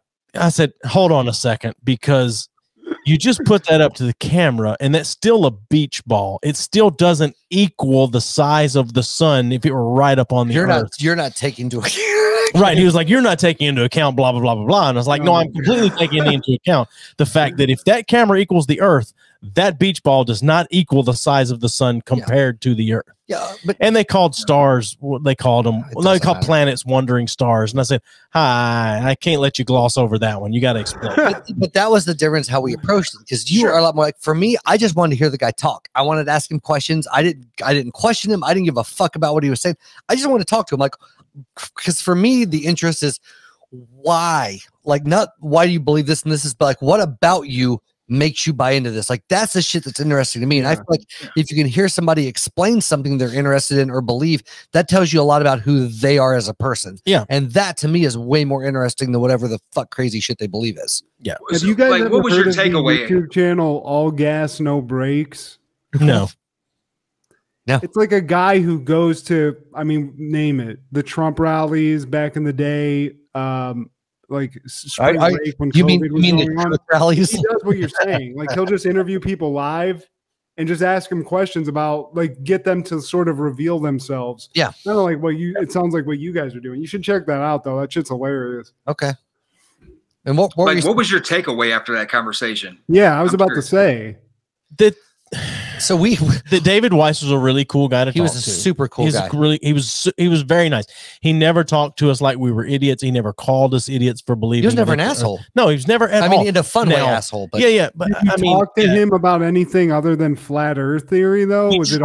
We tried a little bit. Okay, because he's got a website that has got some crazy shit on it. And I tried to get him to talk about that, and he didn't really want to talk about that too much. Like what? Like lizard people? Like trees aren't real. Trees aren't real. The George Floyd murder was orchestrated by the government, and lots. Yeah, he's got some crazy stuff on there. Yeah. Now, see, like, man, you gave him a shot. Like, hey, guy, I know your ideas are shit, but we're giving you this platform to prove that you're not a complete lunatic. Oh, well, I'm just going to talk about flat Earth for 2 hours. Well, fuck, you just fucking you just threw away your chance. If he reached out to us again and asked to be on, I would, without a thought, go absolutely. Yeah. For one, we had so many views on the live stream. Hey, how many views? So many views. I can't remember, but the best part of that show is go. I mean, if you go find that show, it's on YouTube. If you go find that you can't find. I'm sorry, the live stream is off. The live stream is private. If you just go look in the comments, the people that believe flat Earth and people that believe in globe Earth or ball Earth, as the flat earthers call it, there were so many arguments going on between them that they weren't even watching the show anymore. They're just arguing with each other, and it was flat Earth people are very quick to call people gay and fake. Yeah, like that's gay and fake. Elon Musk, gay and fake. I mean, they'll throw out gay. Where's the correlation between gay? I know. Are we still living in the 90s? It's like that's like, that's so immature when people say that shit. Like, oh man, my phone it doesn't have the Wi-Fi. It's gay. Like, what the fuck? Like, so does your fucking Verizon have sex with other fucking Verizons of the same? I wish people would grow up. People are still using that terminology in 2021. Yeah, Nokia on Nokia fucking right. Yeah. I'm only attracted to the same fucking provider. If they don't, I only take Apple. So it's like if they don't have Snake, then I'm not fucking messing with it. Pause. But no, it's I don't know. Like for me, what I gathered, and they had one guy still would like if he wouldn't have been such a douche. Yeah, but he approached it from a biblical perspective, and I wanted to talk to him, like have him back on and talk to him and talk Bible with this guy, but he was fucking cunt. Well, if you know you're going into that, though, that's kind of fucking. Well, it is because here's the thing. That's fun, though. You know, if they're not being a cunt. Stephen is a former ordained minister. What? Stephen graduated from Bible college. We've both been in the ministry at some point. I mean, I've been a youth pastor. Yeah. He's been a full-blown pastor. Yeah. Like blown intended. I mean, no, but good. What happened, guys? What? Just out of curiosity, like, is it still to that level? Like, what happened here? No, it's that I always tell people all the time, like, I saw behind the curtain. Yeah, that's what happened. Yeah, I don't know. I didn't go still far have into it. I went to religious a Presbyterian church. Oh, I got and I was made to do what they called. I had to be a youth ambassador in like the behind the scenes part of the church, and it was just a bunch of old people yelling about money and stuff. And I was like, this doesn't seem to be anything at all religious. And that's kind of when I was like, But also, you know, I went to college and I was just like, I don't feel like going to church on Sunday either. So, you know. So well, my wife and I were co-youth pastors, and then we were associate youth pastors at one point or whatever. And it's the thing, like we've said before, like we saw behind the curtain. Like I still have some things that I've taken away from religion and church that I still believe in, things like that. But as far as church goes, I just don't buy into it.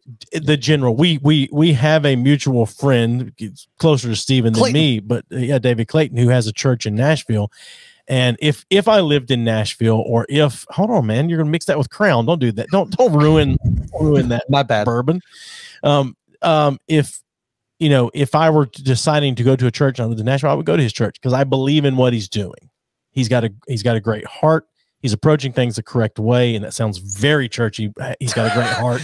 Sounds very churchy. He's got but he's doing what, in my opinion, the church should be doing, which is helping the community.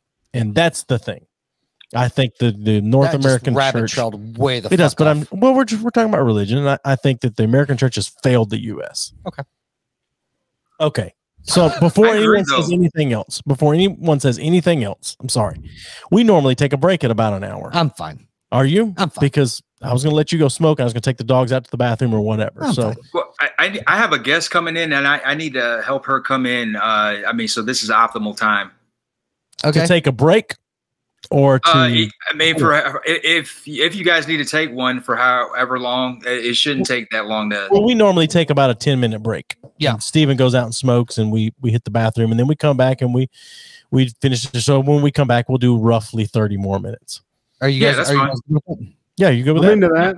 Oh yeah. All right. So roughly 10 minutes, we'll come back. All right. All right. Sounds good. Right. We will be back. I got sweat stains. Oh my god. This light. God damn, Steve. What the fuck? It's a douche. Hey, but at least you see the Mortal Kombat. We keeping it in the 90s. Yeah, we definitely need to talk 90s. So we'll see you when we get back. Musty combat shit.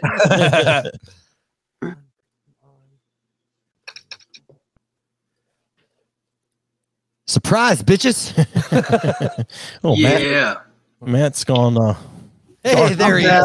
There he is. Oh, I need to change your background back. Yeah, you do, don't you? This is when I miss Gabe to do all this shit. Yeah, for I me. know. I don't have to fucking do it. We'll get him back at some point. So I'm going to go ahead and say, before we dive into any other things, we were just talking about this outside, and you guys have been some of my favorite guests we've had on in a while, man. You guys have been fucking fantastic so far. Yeah. We've had fun, man. I've had fun. Definitely. What about you, Matt? I love it. I feel honored, and I just don't take compliments well. So thank you guys. I appreciate it. Well, fuck Matt. We were mostly talking about Steve. Yeah, but I was going to say. And see, here's the thing about Matt, and he always does this, man. People fuck with him, man. He's always been a hilarious dude. He's like, he's just too modest. And I like to think I'm a modest dude, but he's just too modest for his own good. Like, nah, I'm good, guys. Dude, you popping, bro. You popping. I appreciate it, guys. But it's been fun. I've been enjoying it. I'm also kind of still drunk. Like, I do not drink at all. So, guys, I tried. I'm here. Well, I might black out in the midst of this just from some white trash margaritas. So. Well, I can say honestly, like, for us, if we drink a little more than usual, it's because it's a good episode, and we both drank a little more than usual. That's what we went on. Like, I got a little buzz. Like, I got a little buzz too, which is interesting. So we have to slow down because we have to actually film an ad for the show after this. Nice. So slow down. Yeah, some fucking professionals here. Well, you know, we're trying to get some. It's been one of those things that I've been talking about that we need to fucking do an ad and. You know, because we both, with our jobs, I'm fortunate enough now. My company now I could do fucking coke on here, and they don't give a fuck. But you should. For a much larger corporation that cares about that shit. I can't mention who I work for. Yeah. So yeah. So I get it. Yeah, so that's our one thing. Like, even now though, like, some of the things we talk about could be questionable for but I had one of my fucking coworkers on here at one point in time. So that's true. You did. Whatever, so we had a guy on here that called out where I work.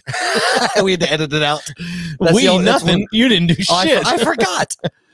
So you guys are seeing the fruits of your labor throughout this. Yeah, hell yeah, you're doing it. Well, a little. We're getting way more on YouTube right now. But our views and the guests that we've had, we've gotten very lucky, honestly. Like I've just gotten very fortunate with the people because I do most of our guest booking. You do a chunk of it for sure. But a lot of mine has just been like shotgun blast. Like we had Jay Nielsen on, which is one of the hosts of Forged in Fire on the History Channel. And then Will Willis, was one of the judges, used to be the host. Weirdly enough, I'd like with History Channel, like this one fucking show, we've had two or a couple of their guys on, and I know it's been really weird, but that's given us a little bit of a boost for shit because we've had somebody that's known in at least certain communities on the show, and that's been beneficial to us. But it's really hard because we don't really have a niche like market at all. Like we just there are a million other podcasts exactly like ours. No, there's none like ours. All right. And that's how you have to think. Like nobody's attacking it the way you guys are attacking it, man. Well, and like, I hope. Well, go ahead. No, sorry. Go ahead. Well, I was just gonna say, man, there are podcasts that are like retrospective that cover 70s, 80s, 90s, 2000s. So like we already have somewhat of an uphill battle, man. But I honestly think no one is doing a 90s podcast like me and Matt.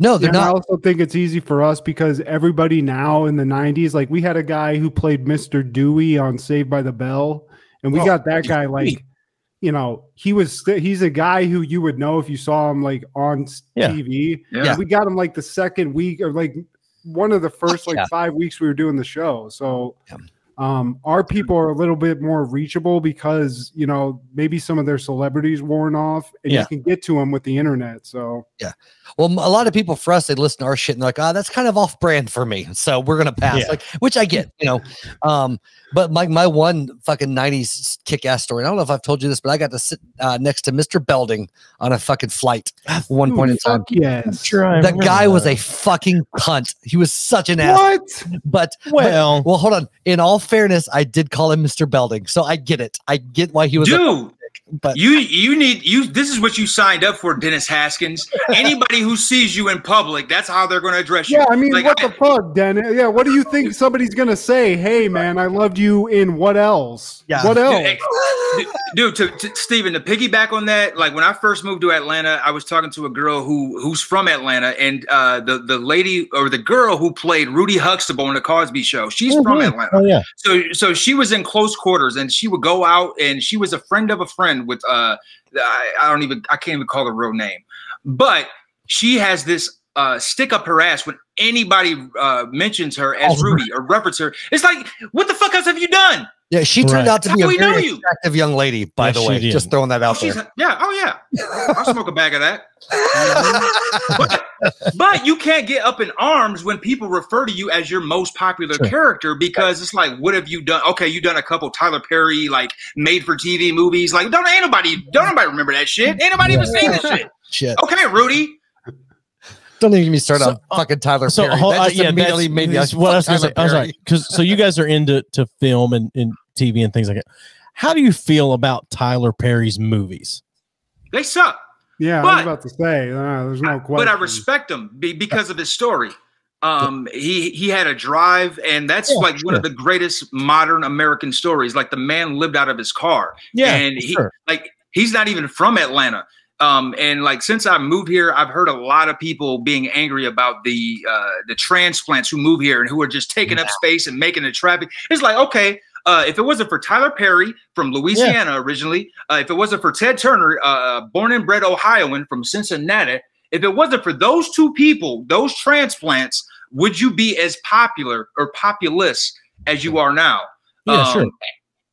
So, I mean, I respect Tyler Perry, but the Medea shit is corny to me. I'm sorry. I mean, Tyler Perry and Ted Turner, they've turned Atlanta into the LA of the South.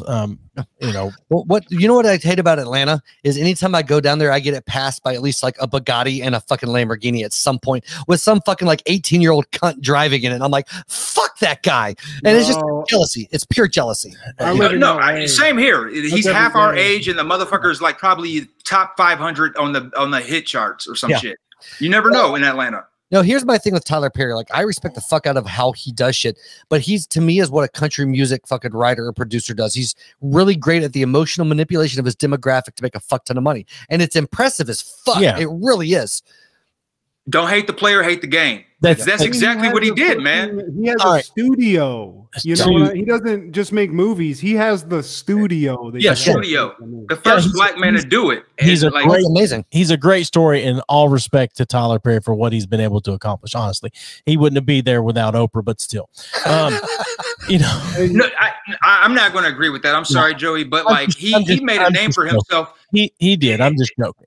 But it's kind of like what Steven said, man. He knew his demographic. He understood it from the in and outs, and like that church going crowd.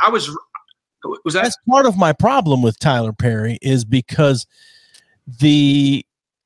so his demographic, but his main character Medea, that's not a really good. That's not a good personality to put out there. You solve everything with busting a cap in somebody or hitting somebody with a frying pan. Violence, you know, is not. It's culturally relatable. He's doing. We think that shit is horrible. Agree. Yeah, but like us, like we have a sense of humor, and we understand that shit ain't funny. But because Tyler Perry understands his demographic, he knows that shit will sell to the lady who leads the A and B selection at the Baptist church every Sunday. Yeah, no, I agree with that. I'm just saying, I think if you really want to institute, because I hear Tyler Perry wax poetic about things that need to change in this country from time to time. And I think if you really want to institute some change, maybe don't have your main character solve all her problems with violence, is what I'm saying. That's my biggest beef with Tyler Perry. But aside from the movies and writing's not that great. But here's the thing, right? You can, whatever platform you're on, you can say whatever the fuck you want. But at the end of the day, like I said 1,000 times, you want to take care of you and yours. Oh, for sure. And if by doing that, you make, that's what you do. Yeah, like, But don't present something else to me. But you're singling him out like he's the main one that does it. I'm not. Don't hate the player, hate the game, Joey. I agree with that. I'm saying everybody's sucking Tyler Perry's dick, and that's the thing. Like, no, you know who's the best goddamn fucking, well, I shouldn't say the best. One of my favorite current fucking African-American directors? Fucking Peele, dude.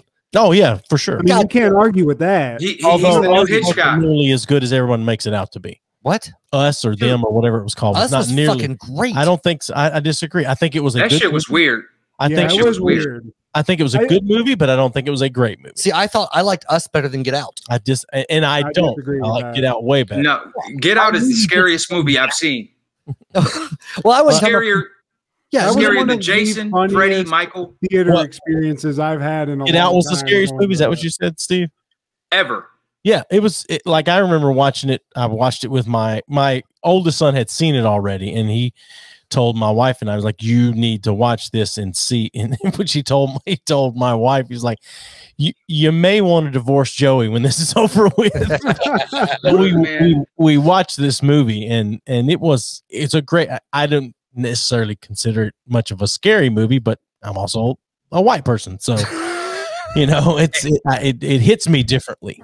But maybe it does, because as a black man, it scared the fuck out of me. Well, because everyone else in my family, it had a completely different effect on them than it did me. So Jordan Peele went to avenues that Alfred Hitchcock, Stephen King, none of those guys, Carpenter, he touched on something that was real. It was something that was in it was an undertone that's been present in this country. Yeah. And he touched on it, man. I mean, I feel like I know sunken place people personally. Yeah. That's how real it was. And because it was real is what made it so scary. Yeah. Because I agree.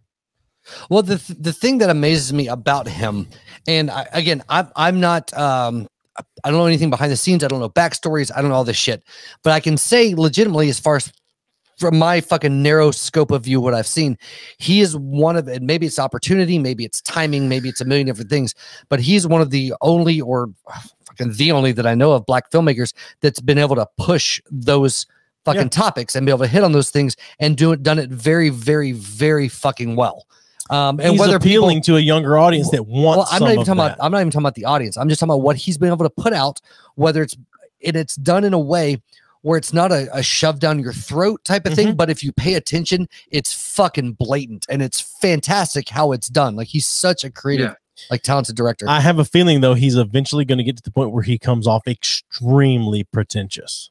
Maybe not. I think he's earned it. Oh, you gotta. It has to happen though. And also, I think he kind of had to overcome something because he was coming from a comedy background and he made a horror movie. So I think instantly everybody wants to hate on everything anyway. I don't think I was like, I remember being like, I don't know if this is good. It's a horror movie.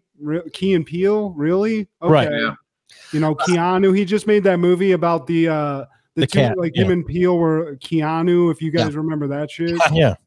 That was a good movie too, but yeah, but it's funny to me though. I don't feel like that comedy and horror are that much different. Really, it's just in their execution is where they differ. Yeah. Well, plus I think it's a tone, obviously, but also I think a comedic actor understands like timing, and that applies to being scary too. You know what I mean? Oh yeah, I think comedic acting is way harder than dramatic acting for sure. Yeah. That's why people like Jim Carrey thrive. It's like if he knows how to do Ace Ventura, he can pull off some crazy shit too. You know, Eternal Sunshine of the Spotless Mind is one of my favorite movies ever. But in all fairness, most comedians they're so fucking like dark and troubled. Oh and fucking just full of demons and shit. Some of our favorite comedians are some of the saddest people. It's kind of like the drama mask and the comedy mask. That whole trope. Right. I'm sure you've seen it. The happy face and the sad face. Yeah. Like a lot of those guys who we think are the comedic legends, they come from really dark places, man. Like Richard fucking Pryor. So if you watch his stand-up specials, but the last one he did, which I think was the Live on Sunset Strip, I just watched it again the other day. If you watch it, you can see how fucking broken that dude is in that stand-up set. Like it's, to me, that last one wasn't even funny. Like it was a fucking sad thing to watch because you could see how fucking broken the dude was. I think that's also the interesting thing. That's why comedy podcasts, I think, get very famous. It's like if you like a stand-up comedian and then you hear like the behind the scenes of like, oh, they're shitting their pants before they go on stage, or they've had this issue or that issue or whatever, it like humanizes them. And I think stand-up comedians are all so fucked up in the head that their background stories are all so interesting, you know? Like the special that you guys mentioned, like this is after he like lit himself on fire smoking crack. Well, he does that whole bit on freebase and cocaine, and he joked about it. He joked about it, but like watching, like reading between the lines, I'm like, dude's fucking like broken. And that's the like, thing. You know what I mean? Like that's how he's fucking coping with that shit, is by being funny and by telling the jokes. But he, you know, that's how I think that special is extremely funny, but I also agree that like you can read between the lines and see the pain and suffering that he's been through in his life. I mean, fuck, the dude grew up with his grandmother ran a brothel. He grew up in a brothel. Yeah. So, I mean, I don't know. Well, here's I love telling this story, man. Like he is one of those people who flipped it because originally he wanted to be the next Bill Cosby.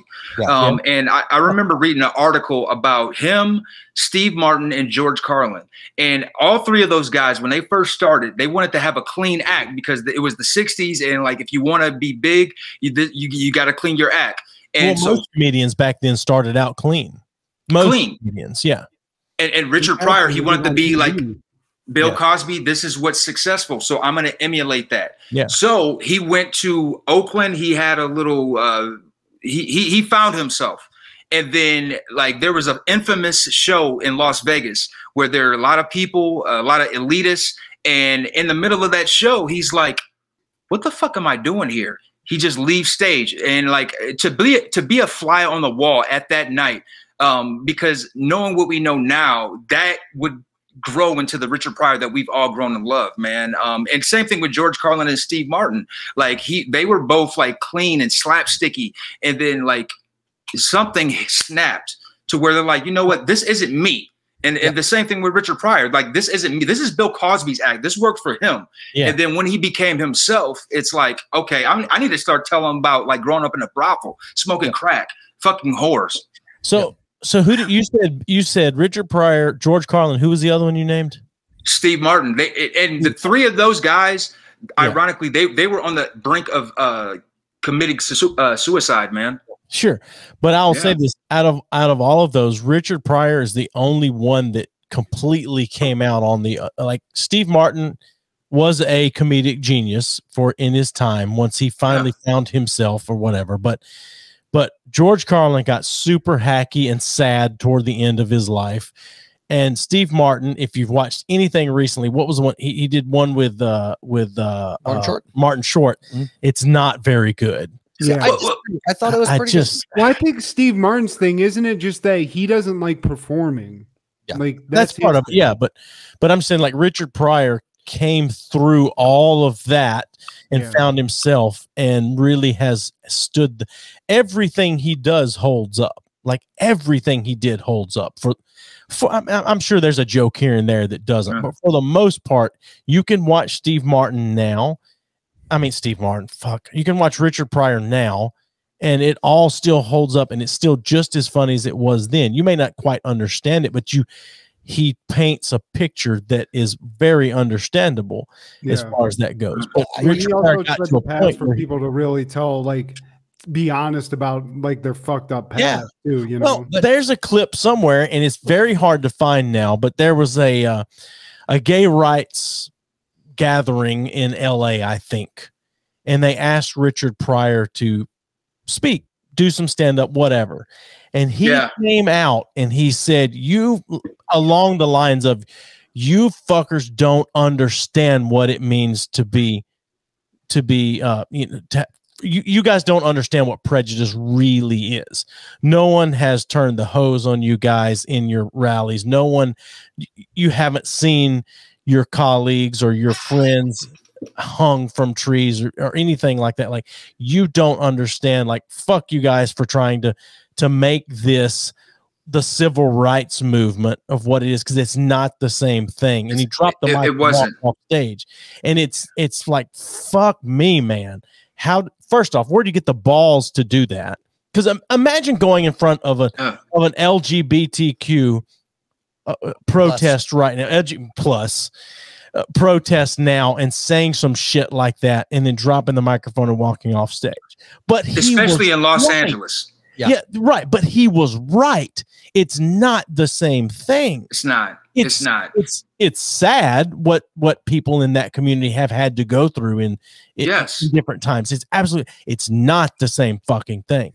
But because he knew who he was, and he knew what he had gone through, and he fucking knew how to deliver the message, it's fucking insane. I can't imagine Steve Martin or George Carlin ever being able to say anything like that. They said some funny shit and did some funny things, but never being able to deliver truth from a comedic perspective. Oh, George Carlin was the epitome of that. He didn't go that route because could have flipped that. Yeah, and that's why, like, he's a great example, because he didn't go the complete Richard Pryor route. He didn't have a same background, but the older he got, the more realer he got, man. That's when he started just railing off on like how he thought about society, and like, these are the people that fucking suck, who need to get hit by cars. And I love George Carlin. I just don't view him as real as much as I view him as cynical, is the thing. Oh man, you must not be hip to George Carlin. I love George Carlin, but I just view him as way more cynical and jaded than Richard Pryor. I've reviewed Richard Pryor as way more real than any of the other people. Okay, I'll smoke a bag of that. But the thing about comedy, man, everybody has their lane. Yeah, for sure. Okay, like me and Matt are Bill Hicks fanatics, man, and he's more of the cerebral. He's the cerebral guy. And then you got you got Sam Kinison, who has a completely different background than like just about any comedian you could ask for. Sure. And he had his moment in the sun, but he was great at that moment, man. And then you got people who are just so profane. Andrew Dice Clay, me and Matt are fans of that guy. And so it's just like, what is your thing? Everybody has to have their thing. And like all three of those guys, Steve Martin, George Carlin, Richard Pryor, they hadn't figured their thing out, man. Steve Martin, man, if you look at his early shit when he first started, and then his like later shit when he like started really popping, man. Same thing with George Carlin. He brought absurdity into everything. Like Steve Martin brought absurdity into comedy, and I like George Carlin. I really do like George Carlin, but I think he was way more jaded and cynical. Whereas Richard Pryor offered a lot more truth to comedy, is really more the way I view it. I agree, and it comes down to a matter of taste because I appreciate them for both of those things that you said, man. Plus, Did he you was guys willing watch- to be honest about who he was. Like nobody really wants to admit that they got like a crack pipe blew up in their face and they ran down the street. Yeah, I mean, George fires Carlin and was that shit. fucking Mr. Conductor on Shining Yeah. Time Station. I mean, Well, see, I think the difference, and this is just me, and I'm kind of just talking out of my ass right now, but is I feel like that Pryor was way more real as far as he was more raw, like he was more open with his own fucking bullshit. Yep. Carlin, where his thing is like he might have been jaded as shit, but he was just fucking tired of his generations and the decades that he grew up in's bullshit. Yeah. And so he was jaded and he was real in that regard, but not as much from a personal standpoint. yes. And that's the difference. Like if you grew up in that era with 60s and 70s where he came out of, Yeah. he was fucking tired of that bullshit and people just talking I out their get ass, that. kind of like where we are now. So it was a much different form of fucking exposure. Like he was calling out the massive fucking bullshit that, politically involved and white people were involved in. But Richard Pryor was fucking raw and real and personal. There was the differences in the two approaches, I think. But just like Pryor was very personable and he made that accessible to a lot of people. Whereas Carlin was very broad, but called a bunch of people out individually on their bullshit. It's just a different approach for really the same fucking end. And I think also Richard Pryor sort of bridged the gap between white and black culture where like maybe George Carlin wasn't doing that as much as he was, but like you would watch a Richard Pryor special and there would be a shit ton of white people there. And in that era, I think that was even more separated than it is now, where you go to a comedy club and it's like, oh, there's a black night on Wednesday or whatever. You know what I'm saying? Yeah. So So I have a question, and maybe this is an ignorant one, so apologies if it is. But from my perspective, looking back and looking through comedy and how it's evolved, it feels like the avenue of black comedy has kind of relatively stayed within a certain realm, right? And I feel like that white comedy has kind of ventured all over the goddamn place, and not that one is better or worse, but one has stayed in one area, one has kind of ventured in a few. And my theory behind this, I would be interested to see you guys' input on this, is in my opinion that black comedy, the reason is because the point hasn't been fucking taken yet. And white comedians can jump from point to point because it's all political and the majority viewpoint that they can fucking bag on and whatever. But whereas a lot of the black issues that are faced tend to not have changed that much. It's a lot of the same shit with a different face. So one stays in one lane and one has a much broader range to jump from. Just a thought. God, you're so fucking ignorant. No. Maybe, but that's just me looking outside in. That's how I look at that. There's a I think it's timeline for probably it, changing Steve. now. I mean, obviously I'm another white guy, so like you I are. think it's probably that they've been separated so long, and that's just the structure of stand-up comedy that I mean, the even ones that bridge that gap are really good comedians and just are that good. Like Dave Chappelle, it's like you don't think of it as a black or white comedian. He's just a comedian, a legend. So no, but he still has a very specific lane that he stays in. Which is what?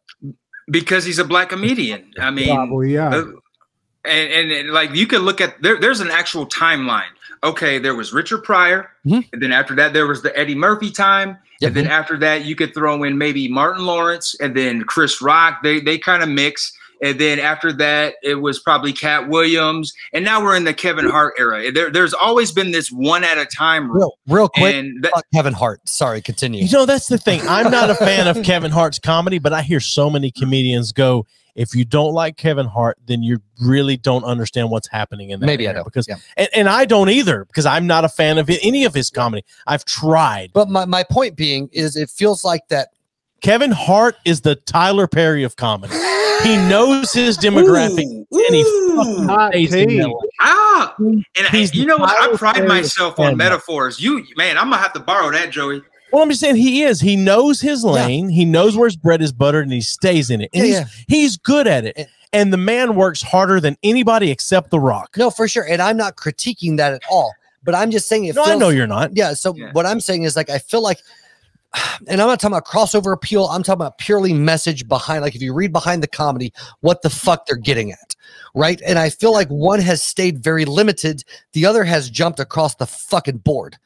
And I feel like that there's a reason for that. Is the reason is is even though it's more broad than it was, there still hasn't been enough of an avenue of change that they can have other conversations other than the it's one not that has revolutionary. Like he's not like, and I like Kevin Hart, but out of all those guys I named, he's my least favorite because he doesn't rock the boat. He doesn't say anything profound. Oh, no. He's the relatable comedian. He's like the modern Bill Cosby in a way, in the better sense. It's so safe. So I think he falls into that Tyler Perry type early in his career. He talked about later. I mean, later. Yeah.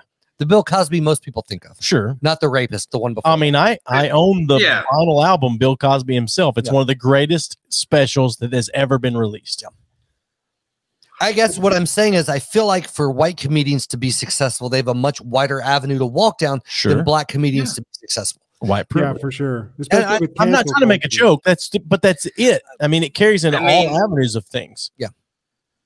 Man, thank you for saying it, Joey. I really don't want to be the black guy that say that shit. No, but that's why we're having this conversation. It is. Feel free to say whatever you want to say. It's fine. Like you can do that. Like you can have a Sam Kinison at the same time you have a Dennis Leary or a Carrot Top or a Dane Cook. Like I mean, we have other black comedians out there, but as far as the limelight, it's one at a time. It always has been. Well, did you watch the docuseries about the Comedy Store that came on Showtime? I haven't checked. I haven't, but I want. You're talking about. It was like a biopic. Yeah, I saw that. It was several. I don't know, eight-ish episodes about the Comedy Store, the one comedy club in LA that all of these comedians came out of. I mean, But anyway, so this touched on it a little bit, but there's an episode of the Jerry Seinfeld thing on Netflix called Comedians in Cars Getting Coffee. I fucking love that show. I love listening to comedians shoot the shit about things. Watch the Eddie Murphy episode. He touches on that. He said, Jerry asks him about when you started to, getting some popularity, whatever. Did Richard Pryor reach out to you? Did Bill Cosby reach out to you? What happened? Like, how did that go? And he said, a little, but not much. He said, because everybody viewed it as I was taking away spotlight from another black comedian because there's only allowed to be one popular black comedian at a time. And Eddie Murphy called it out like straight out. And Eddie Murphy is to me, he's the GOAT. I disagree with that. He's one of them, but all right. So from this aspect, Sykes, bitch. From Wanda Sykes, from this aspect, he is because he pulled at Seinfeld with the show Seinfeld. He went out on top and just finally said, I'm done with doing this. Now he's going to come back, and I'm anxious to see him come back and do some stand-up and see if he still has it. God, I hope he does, because he was great back then. I saw the previous episode where Steven said he hates the term GOAT, and I'm sorry, bro, but I love calling people the GOAT. It's just a matter of giving flowers. Well, there's two different types of goats. There's GOAT and GOTE. See, I believe in just goats with horns and shit. Do you? I got you. I got you. It's like satanic stuff. Yeah, exactly. I got you. Okay.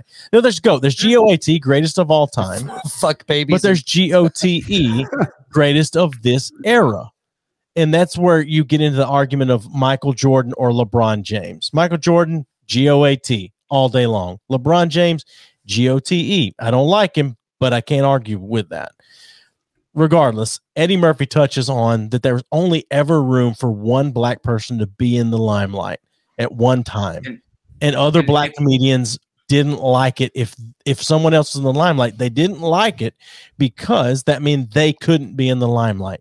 Now, is that an issue because white people wouldn't let black people in the limelight, or is it an issue because other black people would try to hog the limelight and keep other black people down so that they could stay in the limelight, or is it a mixture of both? I don't know. It's a mixture of both, but I think more so the former, man. I think it's an industry thing because it's not like black people are saying like, okay, we're only going to have Chris Rock in these movies for the next 5 years. We're only going to have Martin Lawrence or Bernie Mac in these movies for the next 3 years.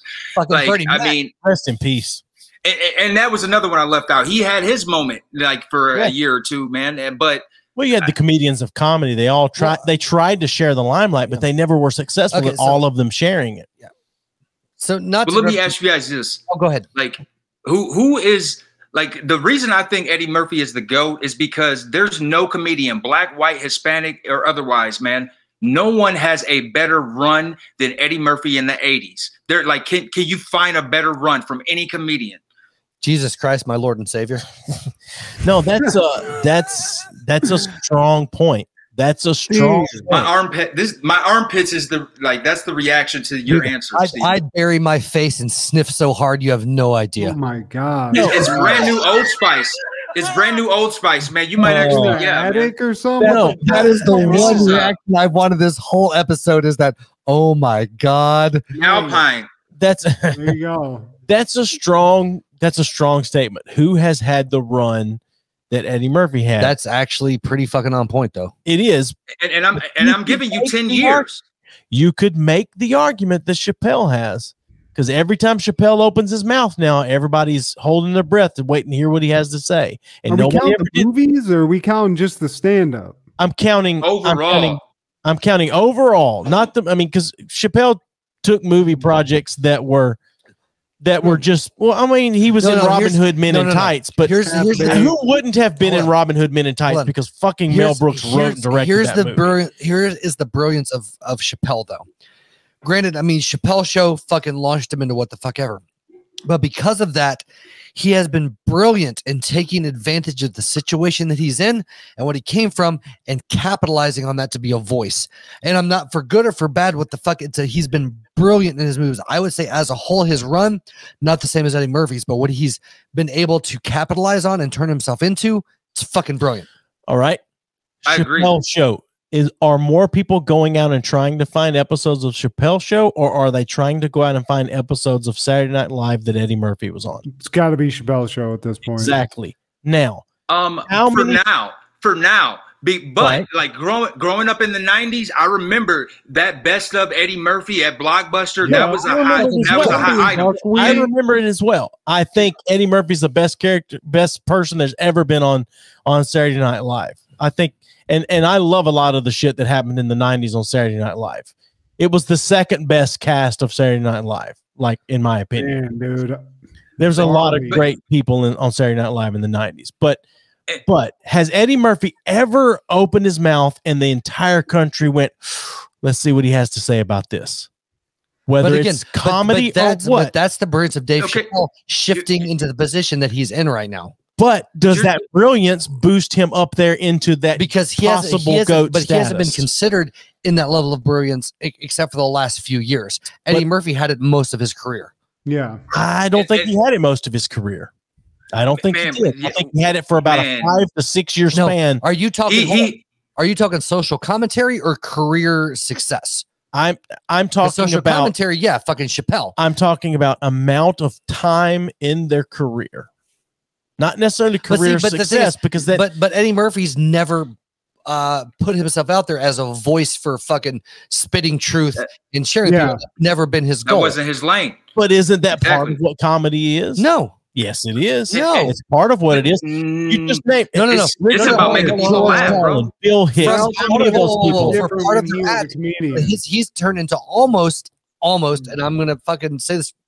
Fucking gingerly, almost virtue signaling with what he does, because he's used his platform as a way to come out and people, because he knows people will listen, and not that it doesn't have value, but I'm saying he's turned into almost a commentary as opposed to these other like Eddie Murphy that just fucking wanted to tell jokes and he used that as his platform, but he didn't come out. If it were almost anyone else, I would agree with what you're saying. But everything Dave Chappelle says, I believe he believes. Yeah. So I don't throw that under virtue signaling. Okay. That's it. And you know what, man? I think Dave Chappelle is the GOAT when it comes to stand-up comedy, but overall funny, it's Eddie Murphy because Joey, you've only touched on. I can agree with what you're saying now. I thought we were talking about stand-up comedy. Stand-up comedy, Dave Chappelle is the GOAT. Dave Chappelle has to be the GOAT of that. Yeah, everything you said, man. Oh. Yeah, okay. But if you go outside of stand-up comedy, man, like everything you put Eddie Murphy in the 80s, it was selling. You could put his name on toilet paper and it was going to sell at the store. But he had he's some bullshit in the 90s. But he's talking about his whole overall career, and that's I was that position too. I'm not talking about stand up specifically. But I got you. And I thought we were talking about stand up specifically as far as the GOAT of stand up. I'm just ignoring Matt like everyone else is, so it's fine. What do you? I'm just another white guy here with an opinion here. So to me, you're talking stand up. It's got to be Dave Chappelle. Eddie Murphy had to go away and disappear. So he did. Yeah. And Dave Chappelle did, but then he came back stronger. But he did it of his own volition. Eddie Murphy had to go away because of all the tranny shit. You know what I mean? Yeah.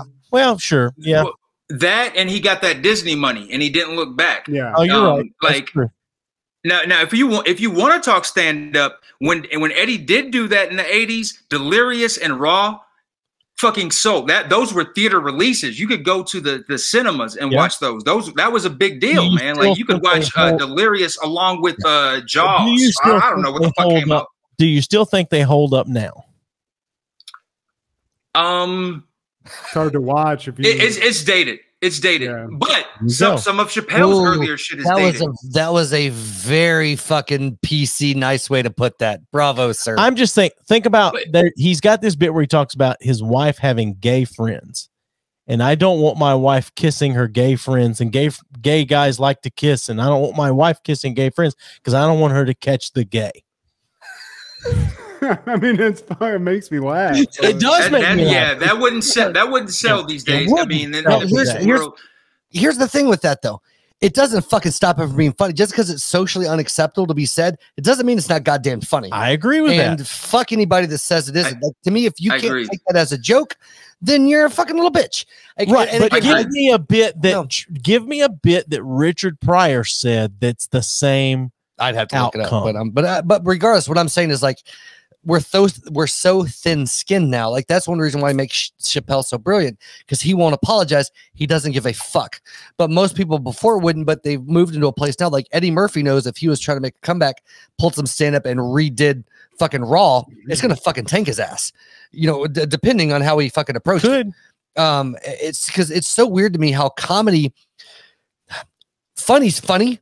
But the perception of the funny and willingness to openly laugh at things fucking changes tremendously, because most people, unless they're hyper offended by fucking everything, will think that shit's funny, but they will goddamn not admit that shit is funny. Oh, for sure. Here's I say fuck that. No, I'm not one of those fans. No, because you said just a minute ago it's dated and kind of skirted the fact that shit's still funny as fuck. Yeah, like all of those bits are still amazing. I mean, that's a preference choice. I mean, that joke specifically wasn't funny to me. I'm not saying it for political reasons. It just, I mean, I still find some of the Raw and Delirious shit funny. I just can't pinpoint or cite an actual joke. I got you.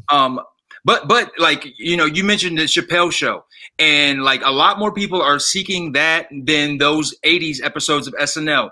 But there was a time in the 90s when people were going to Blockbuster and buying those best of Eddie Murphy because it was the first time. And I'm going to be real with you. I'm a Chappelle show fanatic. Me and Matt watched that shit when it happened.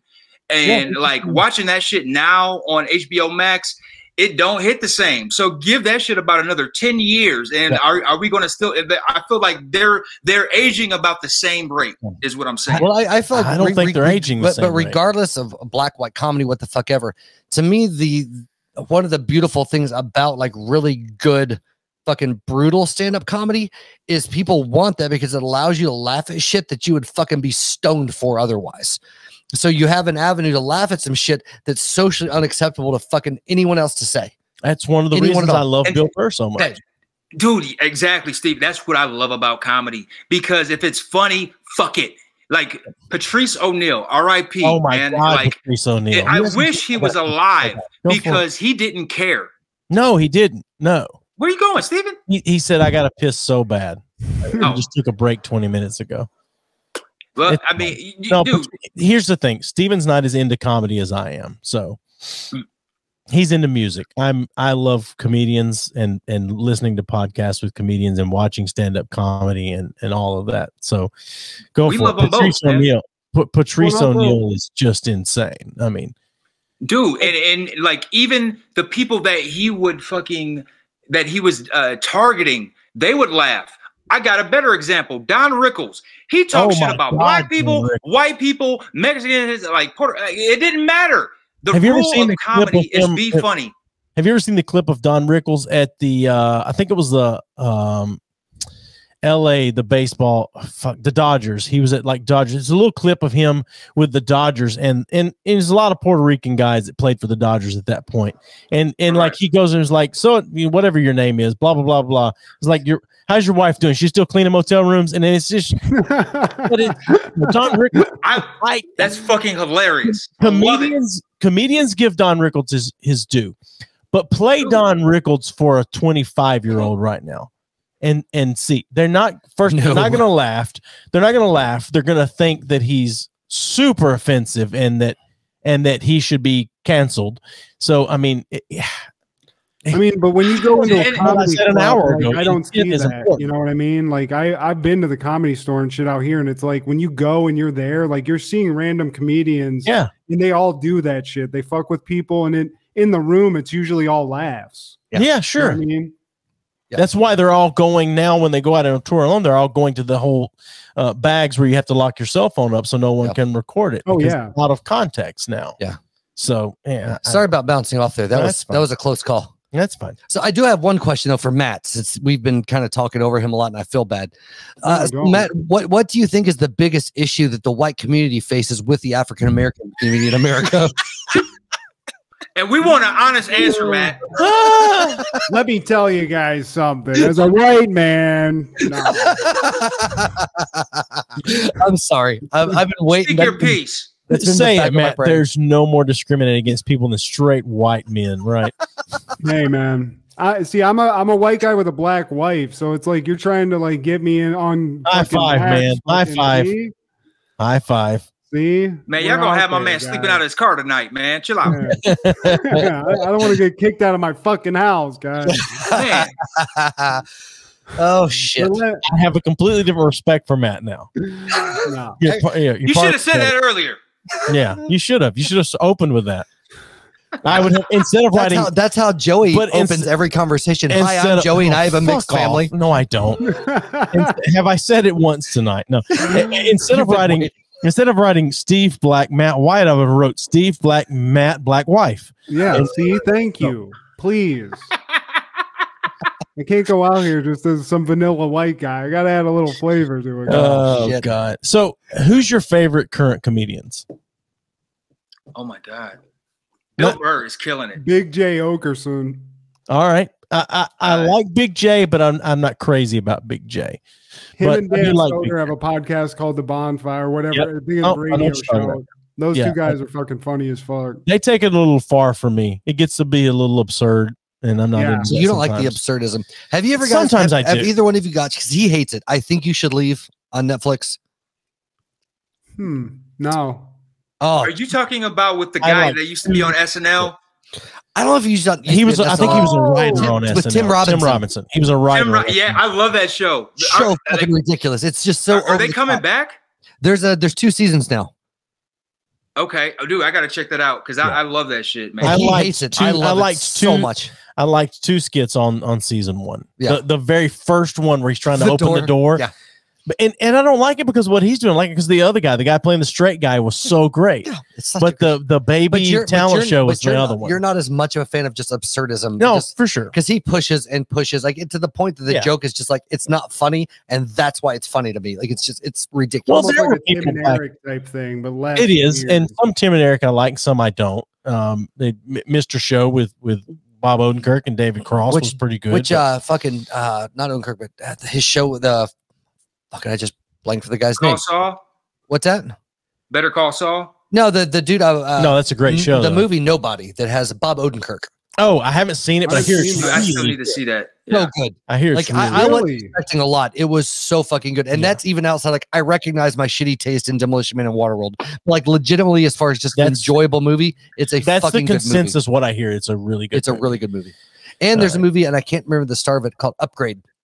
If you like that kind of, I don't know that. It plays a lot of the 90s style like sci-fi movies, but modern. Like it's kind of an indie film. It's not a blockbuster spectacular, but it's a fucking fun movie. But Nobody's like 100% recommend. It's really fucking fun.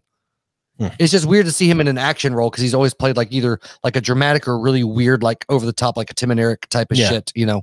But it's kind of like Taken vibe where it's like you didn't really see Liam Neeson just like drilling people in the face with headshots and shit like that. Well, it's, one of those things like he, you know, he did stuff in his past life and he gets the shit kicked out of him like the first, like whatever part of the movie before things other, you know, pick up. You're talking about Upgrade or you're talking about Nobody? Talking about Nobody. Okay.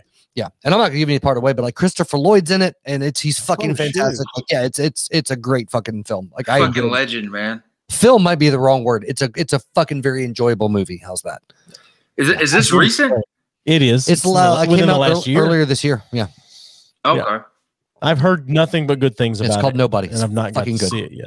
I mean, anything Bob Odenkirk does is fucking dope. So I just said dope, but yeah, I enjoyed that.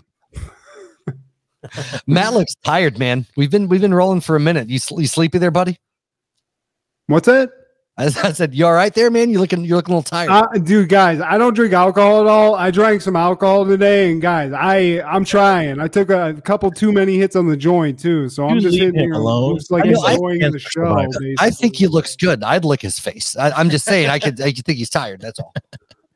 So, hey, his mustache is sexy. I always remind him of that. So, have either of you ever done any stand up?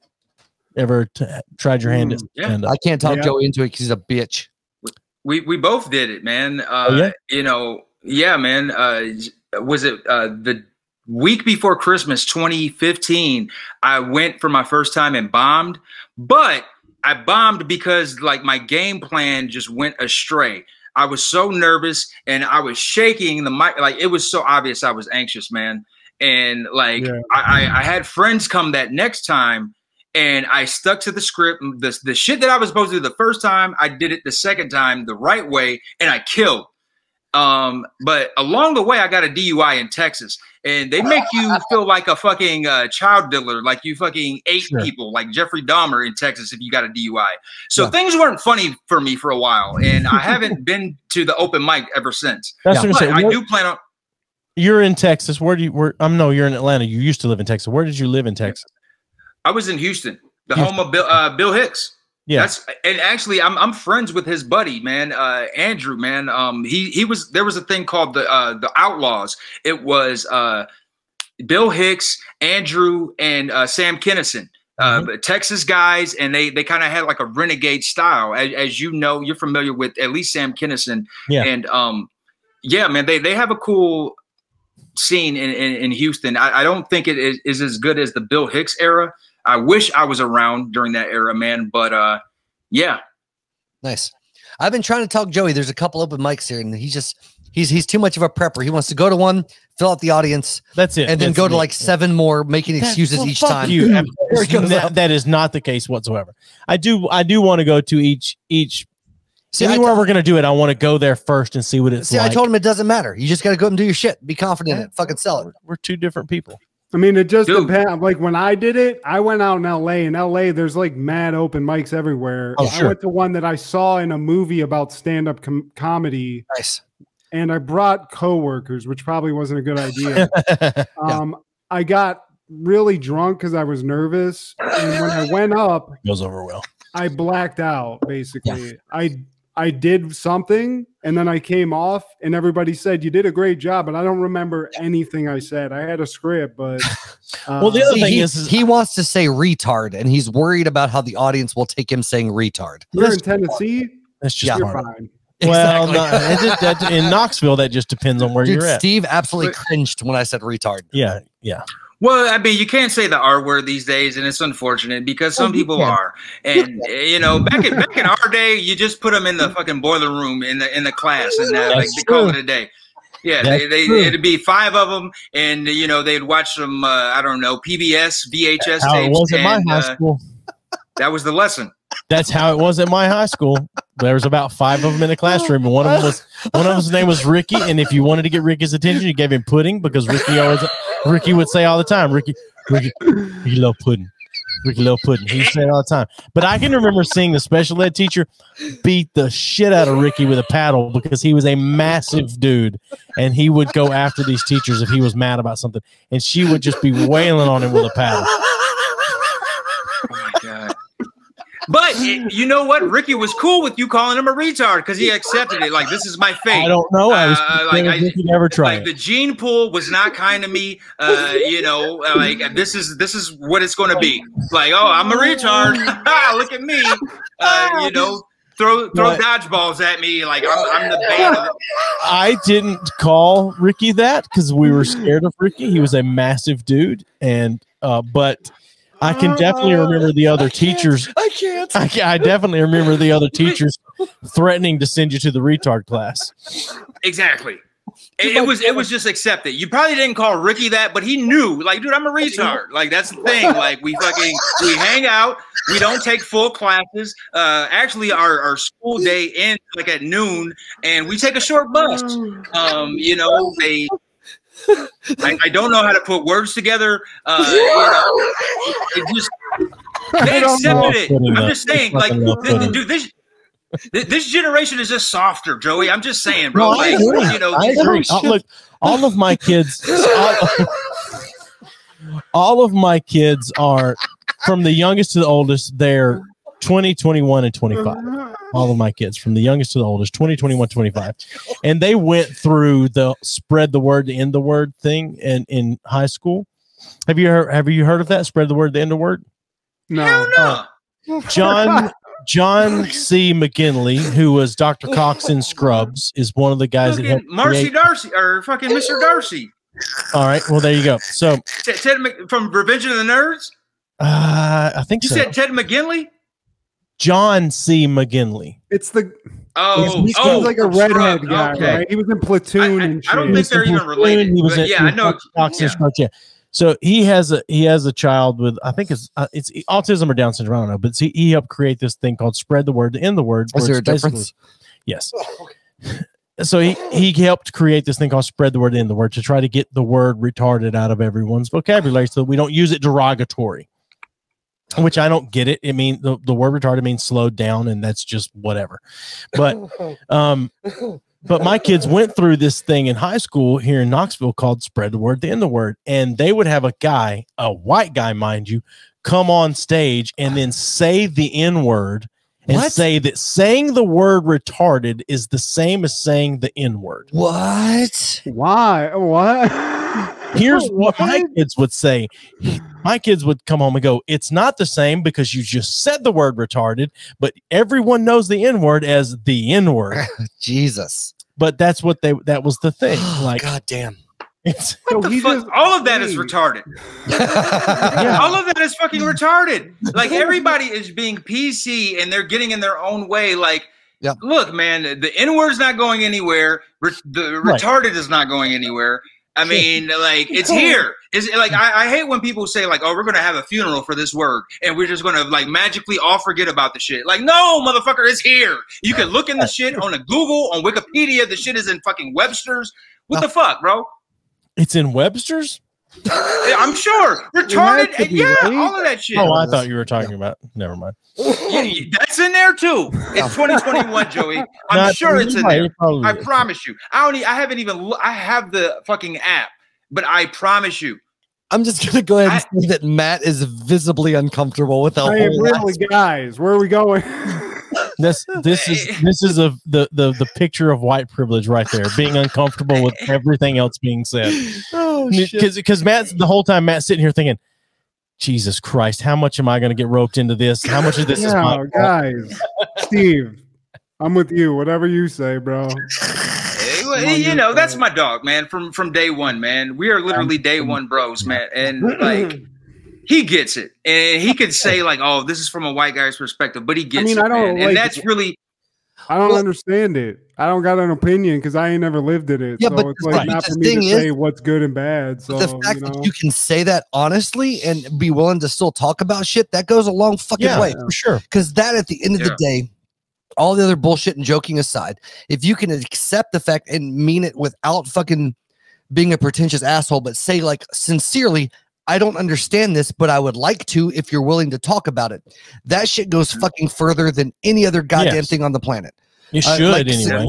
Well, it will. If I found that most people There are always exceptions, but most people, if you can have some type of rapport ahead of time and have, even if it's a precursor to the conversation, say, hey, some of the shit I might say, like, own it. I might be ignorant. I might not understand this, but if you can overlook the fact that I'm fucking stupid and be willing to have a conversation with me, I can become more educated and we can have a better understanding. Because most people don't want to give somebody the benefit of the doubt that they're fucking stupid. Yeah. And the fact of the matter is, like, I'm never going to learn if you're not willing to answer my questions. True. Or I said that incorrectly, but I'm never going to learn if you're not willing to answer my questions. But if I can't sincerely admit I don't know something and you're not able to sincerely believe me that I don't know something, then shit's never going to fucking get better. Not even just with racial issues, but with mental health issues or whatever the fuck it is. Like, if I can't ask you a question, like, and get an honest answer in return, then how the fuck do you expect me to understand where you're at? Right. You know, like, because systematically and situationally, I will never understand what it's like to be a black man. But if you're willing to have a conversation with me and explain to me some of these things when I ask fucking stupid questions and not be like, well, that's a question that some fucking white social privilege person would have. Like, if you're willing to answer those questions and we can have a conversation, then I'm going to fucking grow. You're going to feel understood and shit's going to move forward. And that's regardless of what the fucking topic is. Well, man, for the sake of being cliche, Steven, in that sense, it's not a dumb question, man. Like, in that sense, there's no such thing as a dumb question because you're asking from a sense of genuine curiosity. You want to know because you don't live in that person's shoes. So, like, if you know somebody on a personal basis, man, on a personal level, like, hey, man, like, what, like, how does this work for you? Yeah. How are, like, and like, Matt hasn't asked me in those terms. He hasn't even asked me anything like throughout the tenure of our friendship. But because I'm a black man and we've been friends, and now he has a black wife, man, like, he sees, like, he could see, man.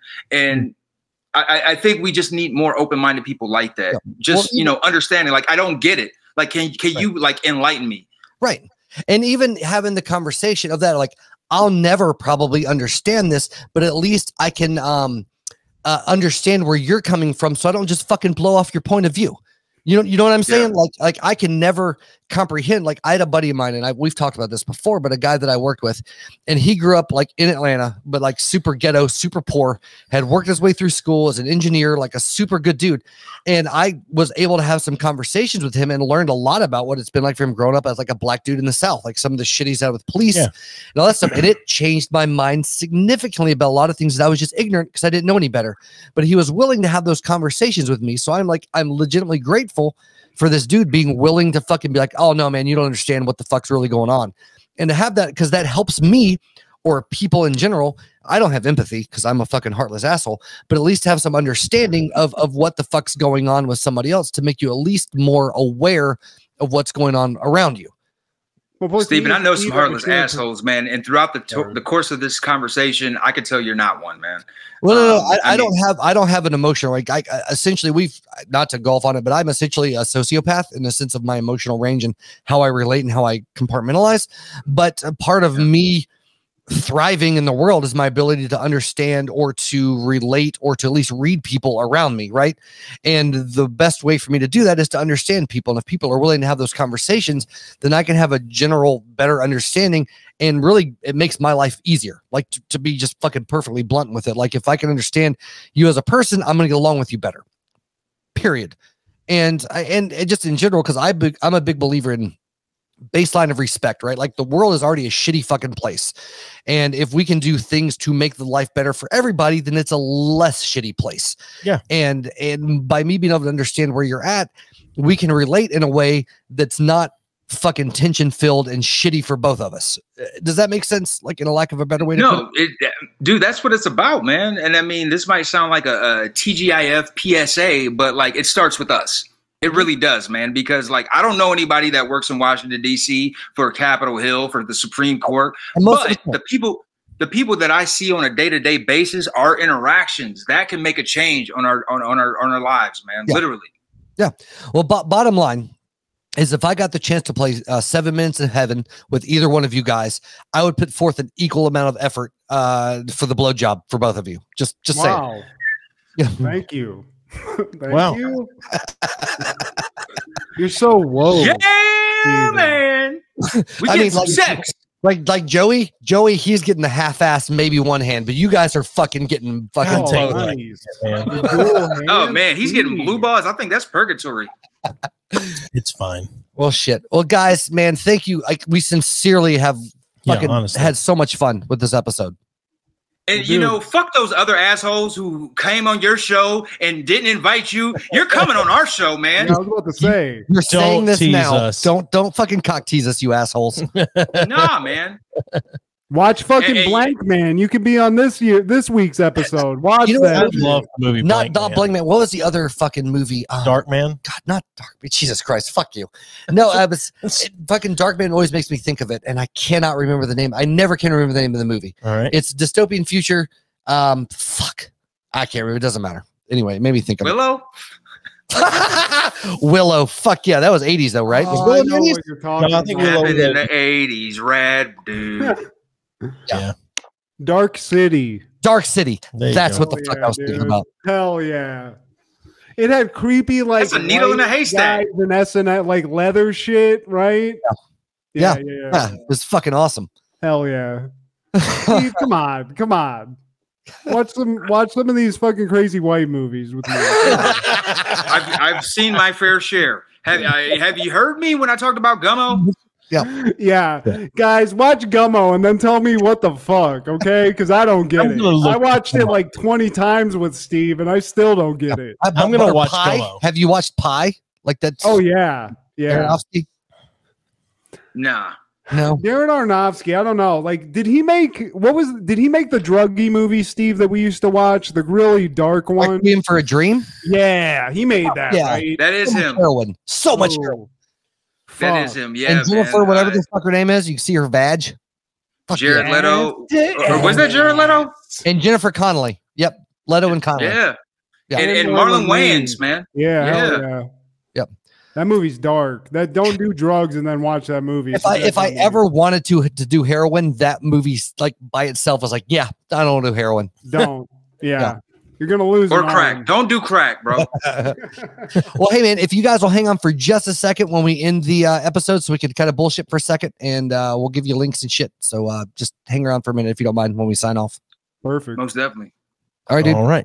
Well, it's been a good time. It has been a good time. Thank you, guys. No, it was a group. I keep saying fucking dope. You got it in my goddamn head. It's forever, Matt. It's here. Forever. It's been a dope just like the time, N-word and retarded. No, sincerely, guys, thank you for being on. At least me, I can't talk for Joey, but I've had a fucking great time with you guys. I've had a really good time. It's been fun, man. All right. And next week we have a clairvoyant on. I can't remember the guy's name. Wajid Hassan. Yeah, it's going to be a fucking blast. I'm excited. All right. Clairvoyant. That's going to be interesting. All kinds of shit. He climbed Mount Kilimanjaro, according to his fucking interesting. Right? All right. Yeah. Well, until next week. Until next week. Good.